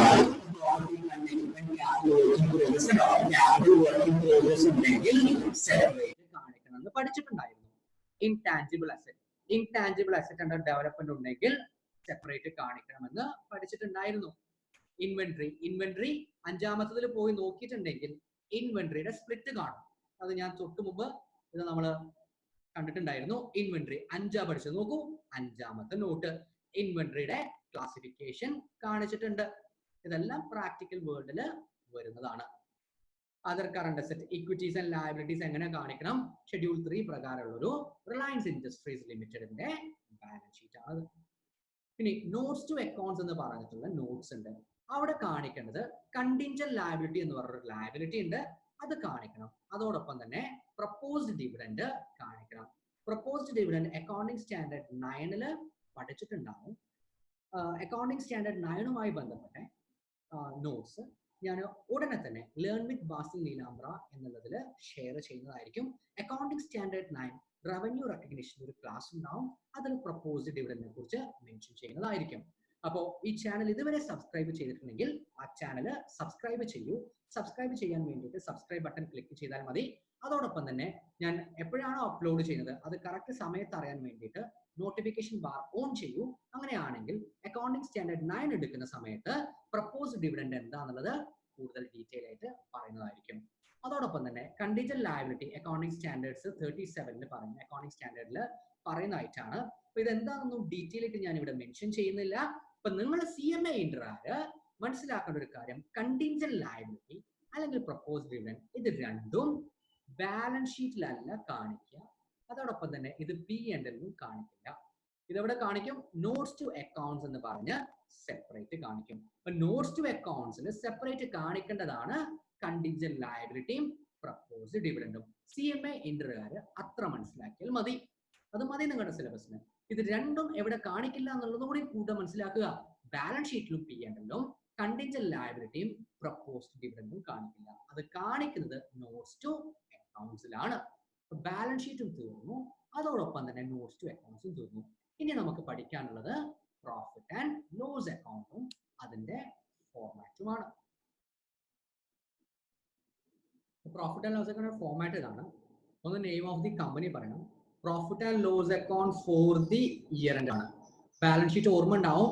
ബാലൻസ് ഷീറ്റ് ആസെറ്റ് എന്ന് പറഞ്ഞിട്ടാണ് ചെയ്യുന്നത്. Profit and loss account for the year end ആണ്. റുപ്പീസ് എത്രയെന്നുള്ള figures for the current reporting period പറയണം. അതേപോലെ പ്രീവിയസ് ഇയർ റിപ്പോർട്ടിംഗ് പീരീഡ് പറയണം. നോട്ട് പറയണം. പെർട്ടിക്കുലേഴ്സിൽ കാണിക്കുന്ന revenue from operations and other income, total revenue, എക്സ്പെൻസിൽ cost of materials consume, purchase of stock in trade, changes in inventory, employee benefit expense, finance cost, depreciation and other expense, total expense. Profit before exceptional and extraordinary item and tax, exceptional item, profit before extraordinary item, profit before tax, tax expense, current tax and deferred tax.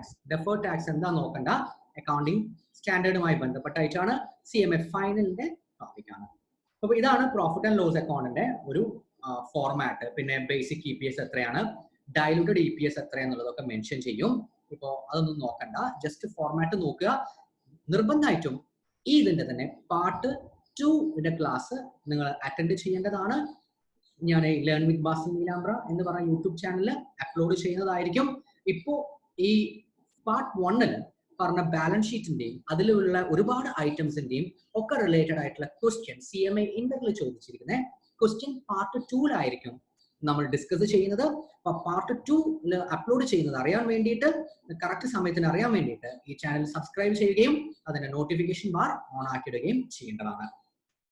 Revenue from operations എന്ന് പറഞ്ഞിട്ട് for company other than a finance company. എന്താ other than a finance company എന്ന് പറഞ്ഞാൽ? Finance company അല്ല, bank അല്ല. Finance കമ്പനിയുടെ example bank ആണ്. Other than finance കമ്പനിയുടെ എക്സാമ്പിൾ റിലയൻസ് ഇൻഡസ്ട്രീസ്. അവരുടെ റവന്യൂ എന്തായിരിക്കും? ഒന്നെങ്കിൽ പ്രൊഡക്ട്സ് വിറ്റതായിരിക്കും, അതല്ലെങ്കിൽ സർവീസുമായി ബന്ധപ്പെട്ട കമ്പനി ആണെങ്കിൽ അവർ സർവീസ് വിറ്റതായിരിക്കും, അതല്ലാത്ത operating revenue less excise duty. Manufacturing organisation ആണെങ്കിൽ അവർക്ക് എക്സൈസ് ഡ്യൂട്ടി ഉണ്ട്. ഇത് പണ്ടത്തതാണ്, ഇപ്പൊ എക്സൈസ് ഡ്യൂട്ടിക്ക് പകരം GST ആണ്. ഫോർ ഫിനാൻസ് കമ്പനി എന്ന് പറഞ്ഞാൽ ബാങ്ക് ആണെങ്കിൽ അവരുടെ റവന്യൂ എന്ന് പറയുന്നത് ഇൻട്രസ്റ്റും അതോടൊപ്പം തന്നെ അവർ പ്രൊവൈഡ് ചെയ്യുന്ന അതർ ഫിനാൻഷ്യൽ സർവീസസുമാണ്. Next, classification of finance cost. എന്താ ഫിനാൻസ് കോസ്റ്റ് എന്ന് പറഞ്ഞാൽ? Normally interest. അപ്പോൾ ഇൻട്രസ്റ്റ് എന്തൊക്കെയാണ് കാണിക്കേണ്ടത്? ഒന്ന് ഇൻട്രസ്റ്റിന്റെ എക്സ്പെൻസ്, അതർ ബോറോയിങ് കോസ്റ്റ്, വേറെ വല്ല ബോറോയിങ് കോസ്റ്റ് ഉണ്ടെങ്കിൽ ഇത് നിങ്ങൾ അക്കൗണ്ടിങ് സ്റ്റാൻഡേർഡ്സ് ഉണ്ട്, 16 എന്ന് പറഞ്ഞൊരു സ്റ്റാൻഡേർഡ് ഉണ്ട്, നിങ്ങൾ CMA ഫൈനലിൽ ഒരു പക്ഷേ പഠിക്കും, അപ്പോൾ നിങ്ങൾക്കത് മനസ്സിലാവും. അതോടൊപ്പം തന്നെ applicable net gain, foreign currency transaction and ട്രാൻസ്ലേഷന്റെ വല്ല ഗെയിൻ ഉണ്ടെങ്കിൽ ഇത് ഒരിക്കൽ നിങ്ങളുടെ CMA ഇന്റർമീഡിയറ്റ് എക്സാമിനേഷന് ചോദിച്ചതാണ്, അതുകൊണ്ട് ഇമ്പോർട്ടന്റ് ആണ്. അപ്പൊ ഫിനാൻസ് കോസ്റ്റില് എന്തൊക്കെ കാണിക്കും? Interest expense, other borrowing cost, അതേപോലെ തന്നെ ഫോറിൻ കറൻസി ട്രാൻസാക്ഷനിൽ വന്ന ഗെയിൻ, നെറ്റ് ഗെയിൻ അല്ലെങ്കിൽ ലോസ് ഫിനാൻസ് കോസ്റ്റിലാണ് കാണിക്കേണ്ടത്. അതർ ഇൻകത്തിൽ എന്തൊക്കെ കാണിക്കണം? ഇൻകത്തിനെ കുറിച്ചാണ് നമ്മൾ പറയുന്നത്. ഇൻട്രസ്റ്റ് ഇൻകം ഉണ്ടെങ്കിൽ അതർ ഇൻകം ആണ്. ഇപ്പൊ സാധാരണ നിങ്ങൾ ആ P&L ജസ്റ്റ് നോക്കിയാൽ മതി. ഷെഡ്യൂൾ 3 ഫോർമാറ്റിൽ പ്രോഫിറ്റ് ആൻഡ് ലോസ് അക്കൗണ്ടില് ഇൻകം ആയിട്ട് കാണിച്ചിരിക്കുന്ന രണ്ടേ ഐറ്റമാണ്. ഒന്ന് റവന്യൂ ഫ്രം ഓപ്പറേഷൻസും ഒന്ന് അതർ ഇൻകം ആണ്. എന്താ റവന്യൂ ഫ്രം ഓപ്പറേഷൻ എന്ന് പറഞ്ഞാൽ? നിങ്ങളുടെ നോർമൽ സെയിൽസ് ആണ് റവന്യൂ ഫ്രം ഓപ്പറേഷൻ. സെയിൽസ് അല്ലാതെ നിങ്ങൾക്ക് വല്ല വരുമാനം ഉണ്ടോ? നിങ്ങൾ വല്ല സേവിങ്സ് ബാങ്ക് ഡെപ്പോസിറ്റിലോ ഫിക്സഡ് ഡെപ്പോസിറ്റ് ഇട്ടിട്ടുണ്ടോ? അങ്ങനെയാണെങ്കിൽ നിങ്ങൾക്ക് ഇൻട്രസ്റ്റ് കിട്ടും. ഇൻട്രസ്റ്റ് അപ്പോൾ ഇൻകം ആയി. ആ ഇൻകം നിങ്ങൾക്ക് റവന്യൂല് കാണിക്കാൻ പറ്റില്ല. എന്തുകൊണ്ട്? കാരണം റവന്യൂ എന്ന് പറഞ്ഞാൽ സെയിൽസ് എന്നുള്ള റവന്യൂ, നിങ്ങളുടെ മെയിൻ ഓപ്പറേഷൻസ് എന്നുള്ള റവന്യൂ മാത്രമേ റവന്യൂല് കാണിക്കാൻ പാടുള്ളൂ. അപ്പോൾ ബാക്കിയുള്ളതെല്ലാം അതർ ഇൻകം ആണ്. അപ്പോൾ ഇൻട്രസ്റ്റ് ഇൻകം അതർ ഇൻകം ആണ്. ഡിവിഡൻഡ് ഇൻകം അതർ ഇൻകം ആണ്. നിങ്ങൾക്ക് വലിയ ഇൻവെസ്റ്റ്മെന്റ് ഉണ്ട്, വേറൊരു കമ്പനിയുടെ പ്രിഫറൻസ് ഷെയറിൽ ഇൻവെസ്റ്റ്മെന്റ് ഉണ്ട്, വേറൊരു കമ്പനിയുടെ ഇക്വിറ്റി ഷെയർസിൽ ഇൻവെസ്റ്റ്മെന്റ് ഉണ്ട്. അപ്പൊ അത് നിങ്ങളുടെ ഇൻവെസ്റ്റ്മെന്റ് ആണ്. നമ്മൾ പഠിച്ചു ഷെഡ്യൂൾ 3 ഇൻവെസ്റ്റ്മെന്റ് ഒന്നെങ്കിൽ long term non current investment കാണിക്കും, അതല്ലെങ്കിൽ കറന്റ് ഇൻവെസ്റ്റ്മെന്റ് ആയിട്ട് കാണിക്കും, അസറ്റ് ആണ്. പക്ഷേ ഈ ഇൻവെസ്റ്റ്മെന്റ് നിങ്ങൾക്ക് ഡിവിഡൻഡ് കിട്ടിയിട്ടുണ്ടെങ്കിൽ അത് റവന്യൂ അല്ല. എന്തുകൊണ്ടല്ല? റവന്യൂ എന്ന് പറഞ്ഞാൽ നിങ്ങളുടെ മേജർ ഓപ്പറേഷൻസ് കിട്ടുന്ന റവന്യൂ ആണ്. ഒരു സ്കൂൾ ആണെങ്കിൽ അതിന്റെ റവന്യൂ ആയിട്ട് എന്താ കാണിക്കുക? സ്റ്റുഡൻസിന്റെ അടുത്ത് നിന്ന് കിട്ടുന്ന ഫീസ്, അതാണ് റവന്യൂ. ക്ലിയർ? അപ്പൊ റവന്യൂ എന്ന് പറഞ്ഞാൽ നിങ്ങളുടെ മേജർ ഇൻകം, ഡിവിഡൻഡ് നിങ്ങളുടെ മേജർ ഇൻകം അല്ല, വരുമാനമാണ്. ഡിവിഡൻഡ് ഇൻകം എവിടെ കാണിക്കും? അതർ ഇൻകത്തിൽ കാണിക്കും. അതേപോലെ തന്നെ വല്ല ഇൻവെസ്റ്റ്മെന്റും വിൽക്കുമ്പോൾ അപ്പൊ ഉണ്ടാവുന്ന ഗെയിൻ അല്ലെങ്കിൽ ലോസ് അതർ ഇൻകത്തിലാണ്. അപ്പൊ ഫിനാൻസ് കോസ്റ്റിൽ എന്ത് കാണിക്കുന്നതും അതർ ഇൻകത്തിൽ എന്ത് കാണിക്കുന്നതും അറിയണം. ഇതിന്റെ പ്രോബ്ലംസ് ഞാൻ നേരത്തെ പറഞ്ഞ പോലെ പാർട്ട് 2 ഉണ്ടാവും. ചാനൽ സബ്സ്ക്രൈബ് ചെയ്യുക, നോട്ടിഫിക്കേഷൻ ബാർ ഓൺ ചെയ്യുക. ഇത് കൂടാതെ other non operating income. Next, employee benefit expense income etcetera item എന്ന് പറഞ്ഞിട്ട് അവിടെ തൊട്ട് മുകളിൽ P&L കാണിച്ചിട്ടുണ്ടായിരുന്നു ഫോർമാറ്റ്. അപ്പൊ അതുമായി ബന്ധപ്പെട്ട കുറച്ച് പോയിന്റ്സ് ആണ് ഇനി പറയുന്നത്.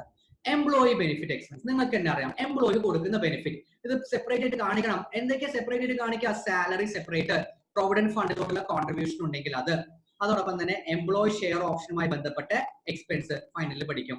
എംപ്ലോയി സ്റ്റോക്ക് പർച്ചേസ് പ്ലാൻ ഫൈനലാണ്. Staff welfare expense. അപ്പൊ ഇത്രയേ ഉള്ളൂ. സാലറി ആൻഡ് വേജസും പിന്നെ അതേപോലെ തന്നെ PF ESI ലോട്ടുള്ള കോൺട്രിബ്യൂഷൻ ഒക്കെ എംപ്ലോയി ബെനിഫിറ്റ് ആണ്. സാലറി സെപ്പറേറ്റ്, PF സെപ്പറേറ്റ് ആയിട്ട് കാണിക്കണം. ഡിപ്രീസിയേഷൻ ഇതാണ്. Any item or income which exceeds 1% of revenue operations or 1 lakh whichever is higher. അപ്പോൾ ഒരുപാട് കമ്പനിക്ക് ഒരുപാട് ഇൻകംസ് ഉണ്ടാവും, ഒരുപാട് എക്സ്പെൻസ് ഉണ്ടാവും. അതെല്ലാം സെപ്പറേറ്റ് ലൈനിൽ കാണിക്കാൻ പറ്റില്ല. അപ്പൊ സെപ്പറേറ്റ് ലൈനിൽ ഏതാണ് കാണിക്കേണ്ടത്? ഇത് ഇമ്പോർട്ടന്റ് ആണ്. സെപ്പറേറ്റ് ലൈനിൽ കാണിക്കേണ്ടത് ടോട്ടൽ റവന്യൂ ഫ്രം ഓപ്പറേഷൻസ്, നമ്മുടെ സെയിൽസിന്റെ 1% എക്സീഡ് ചെയ്യുന്ന എല്ലാ ഇൻകംസും എക്സ്പെൻസും സെപ്പറേറ്റ് ആയിട്ട് കാണിക്കണം. അതോടൊപ്പം തന്നെ അല്ലെങ്കിൽ 1 lakh whichever is higher. അപ്പൊ ഞാനൊരു എക്സാമ്പിൾ എടുക്കുന്നു. ഒരു എക്സ്പെൻസ് കമ്പനിയുടെ റവന്യൂ 10,000 ആണ്. അപ്പൊ അതിന്റെ 1% എന്ന് പറഞ്ഞാൽ 100. അപ്പൊ 100 കാരണം 1% or 1 lakh whichever is higher. അപ്പൊ 1 lakh ആണ് ഹയർ. അപ്പൊ 1 lakhന്റെ മുകളിൽ വരുന്നത് ഒക്കെ ആയിട്ട് സെപ്പറേറ്റ് കാണിച്ചാൽ മതി. Interest income, interest expense, dividend income എന്നൊക്കെ പറഞ്ഞ് കുറച്ച് കാര്യങ്ങൾ സെപ്പറേറ്റ് ആയിട്ട് കാണിക്കണം. മൂവിങ് ഫോർവേഡ്, ഇപ്പോൾ എംപ്ലോയി ബെനിഫിറ്റ് എക്സാമ്പിൾ, റിലയൻസ് ഇൻഡസ്ട്രീസിന്റെ എക്സാമ്പിൾ, അവർ എന്തൊക്കെ കാണിച്ചിട്ടുണ്ട്? Salaries and wages separate, staff welfare expense separate, provident ഫണ്ടിലോട്ടുള്ള കോൺട്രിബ്യൂഷൻ സെപ്പറേറ്റ്. ഇപ്പൊ പഠിച്ചതാണ്, പ്രാക്ടിക്കൽ വേൾഡിലും ഇത് തന്നെയാണ്. നെക്സ്റ്റ്, മെറ്റീരിയൽസ്, ഗുഡ്സ്, സർവീസ് എക്സെട്രയുമായി ബന്ധപ്പെട്ട കാര്യം. നിങ്ങളൊരു മാനുഫാക്ചറിങ് കമ്പനി ആണോ? അങ്ങനെയാണെങ്കിൽ റോ മെറ്റീരിയൽ, ഗുഡ്സ് പർച്ചേസ് ചെയ്ത് സെപ്പറേറ്റ് കാണിക്കണം. നിങ്ങളൊരു ട്രേഡിംഗ് കമ്പനി ആണോ? ഗുഡ്സ് പർച്ചേസ് ചെയ്യുന്നു, സെല്ല് ചെയ്യുന്നു, ഈ കമ്പനിനെ വിളിക്കുന്ന പേരാണ് ട്രേഡിംഗ് കമ്പനി. അങ്ങനെയാണെങ്കിൽ പർച്ചേസ് സെപ്പറേറ്റ് കാണിക്കണം. നിങ്ങൾ സർവീസ് പ്രൊവൈഡ് ചെയ്യുന്ന ഓർഗനൈസേഷൻ ആണോ? നിങ്ങൾ മാനുഫാക്ചറിങ് കമ്പനി അല്ല, ഗുഡ്സ് അല്ല, സർവീസസ് ആണോ പ്രൊവൈഡ് ചെയ്യുന്നത്? അങ്ങനെയാണെങ്കിൽ നിങ്ങൾക്ക് സർവീസ് കൊടുത്തിട്ട് കിട്ടുന്ന ഗ്രോസ് ഇൻകം അത് അണ്ടർ ഡിഫറെന്റ് ഹെഡിങ്സ് ആയിട്ട്, അണ്ടർ ബ്രോഡ് ഹെഡ്സ് ആയിട്ട് സെപ്പറേറ്റ് ആയിട്ട് കാണിക്കാം. മൾട്ടിപ്പിൾ സർവീസ് കൊടുക്കുന്നുണ്ടെങ്കിൽ ആ മൾട്ടിപ്പിൾ സർവീസിന് കിട്ടുന്ന ഇൻകം സെപ്പറേറ്റ് കാണിക്കുക. Expenditure incurred on each of the following items, ഇത് നിങ്ങൾ സെപ്പറേറ്റ് ആയിട്ട് തന്നെ കാണിക്കണം. സ്റ്റോർസ് ആൻഡ് സ്പെയർ പാർട്സിന്റെ കൺസംഷൻ, പവർ ആൻഡ് ഫ്യൂവലിന്റെ കൺസംഷൻ, പെട്രോൾ ഒക്കെ അടിച്ചിട്ടുണ്ടെങ്കിൽ separate, rent, repair to building, repair to machinery, insurance, rates and taxes, miscellaneous expense തുടങ്ങിയ കാര്യങ്ങൾ സെപ്പറേറ്റ് ആയിട്ട് കാണിക്കണം. ഓക്കെ, ഇത് സെപ്പറേറ്റ് ആയിട്ട് കാണിക്കണം. അതർ എക്സ്പെൻസ് എന്ന് പറഞ്ഞിട്ട് കാണിക്കരുത്. Thank you for learning with Basil Neelamra. നിങ്ങളുടെ എക്സാമിനേഷനിൽ ഓൾ ദ ബെസ്റ്റ്. അപ്പോൾ ഇത് ഷെഡ്യൂൾ 3യുടെ തിയറി പാർട്ടാണ് നമ്മളിപ്പോൾ എടുത്തത്. ഇതുമായി ബന്ധപ്പെട്ട പ്രോബ്ലം പാർട്ട് CMA ഇന്റർവ്യൂ ചോദിക്കുന്ന പ്രോബ്ലം പാർട്ട് ഉണ്ട്. അത് മൾട്ടിപ്പിൾ ചോയ്സ് ആയിട്ടും ചോദിക്കാറുണ്ട്. അതോടൊപ്പം തന്നെ essay ടൈപ്പ്, ലോങ് ടൈപ്പ് ക്വസ്റ്റ്യൻസും ചോദിക്കാറുണ്ട്. അപ്പൊ അടുത്ത പാർട്ടിൽ ലോങ് ടൈപ്പ് ക്വസ്റ്റ്യൻസിന്റെ ക്ലാസ് ആയിരിക്കും. അപ്പൊ അത് കറക്റ്റ് സമയത്തിന് അറിയാൻ വേണ്ടിയിട്ട് ഈ ചാനൽ സബ്സ്ക്രൈബ് ചെയ്യുക. അതോടൊപ്പം തന്നെ നോട്ടിഫിക്കേഷൻ ബാർ ഓൺ ചെയ്യുക. Thank you for learning with Basil നീലാമ്ര.